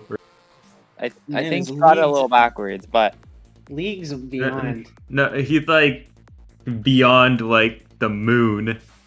Like he's like Oh. gone so far ahead of everyone else that no one can catch up. our dog is insane. It's true. Truly perfect run. But yeah. Yup. Yep. Yeah. Like, what can you say after that, you know? Like, Yeah. what can you even say other than just, oh my. Oh. Thank goodness. Alright. So that was Zone Masters 2. And thank you everyone. Almost 160 people today.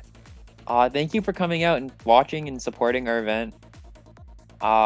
We got some more stuff on the way. And honestly, October is a stacked month for tournaments, and November is looking to be similar.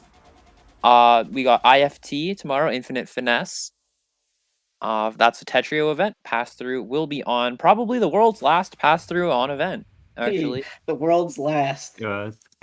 rejoice. The following week we have Tetrio Journey hosted by Matchmaking Central and Puzzle Kingdom. They have one bracket for SS and lower leveled players, and another bracket for U and X level players. Cheeky, do you know if you're on comms for that? I'm on comms for that, I think. I At don't some think point. so. I think I finally get a break from this. You know, I'm doing this like Fuck every yeah. week. I'll be back on it tomorrow, even with Infinite Hell Finesse. yeah. Like, I finally get a yes. break next weekend, it seems. Mm-hmm. It's infinite finesse And the comment. week after that, we have Jester's Cup. We have Jester's Oh, Cup on the baby. 30th. Oh That's my Saturday. Oh baby. That is Team TSD's Jestress event. We got, I don't know, it's still in the works, but stay tuned. November is planning to be a huge month as well, and December, of course, is going to be really, really good. So thanks for supporting us. We're Team TSD. I'm Renge, Cheeky, Skyfire. Thanks for commentating, you guys. Sure. I mean, Yeah, definitely. I was expecting it to be a good time, but like, you know, it's been a while since I've seen gameplay like that, and like, even with all yeah. the high-speed Tetris stuff you get to watch, like, there's something to be said about these slower games where, like I've been saying this whole time, you know, the slight speed cap, even though some players, you see Kazu and Promo and Yoshimi playing, just crazy speeds even in this game, but that speed cap means they really do have to find every single thing they can, and it's just bonkers, so I'm really glad I got to witness this. Mm-hmm. All right. And that's going to be all from us. We're going to go ahead and raid Beyond the Stars. They're hosting a Torneo Tetrio Argentina today. So, That is a Tetrio event for Argentinians. BTS, you want to say a piece about BTS, Dazer? Oh yeah, I mean under control. So yeah, they are also part of our team. Jet is streaming with Crackerinho and other casters from Argentina, and they are streaming right now the Argentinian Tetris tournament. So that's the first one. It's gonna be interesting. All right, you heard it from the man himself. Have a good time there, everyone. Wait, Dazer, can you press the button? Thank you. thanks for pressing the button. Wait, me neither! It's okay, you press the button. You press the button. I mean, I rated, but now we have to wait for it to count down. Oh my god. It's Thanks for fine. coming, everyone. It's fine. It's fine. It's fine. Yeah. Don't panic. It's fine. Yeah. It's fine. It's fine. Don't worry The about the but- button. The button counted down, everyone. It's happening. Have a good one. I Yeah. closed the tab. Oh, you ruined. Oh, Renge, we're gonna have a little talk later, aren't we? No, we're Oh, not. I cannot No. press the button, guys. It's okay. All right. Bye bye. Can you everyone. can you Have press a the good button? one. Press the Goodbye. button. Renge, it's getting cold. I'm scared. No, There you All go. right. All right. wow.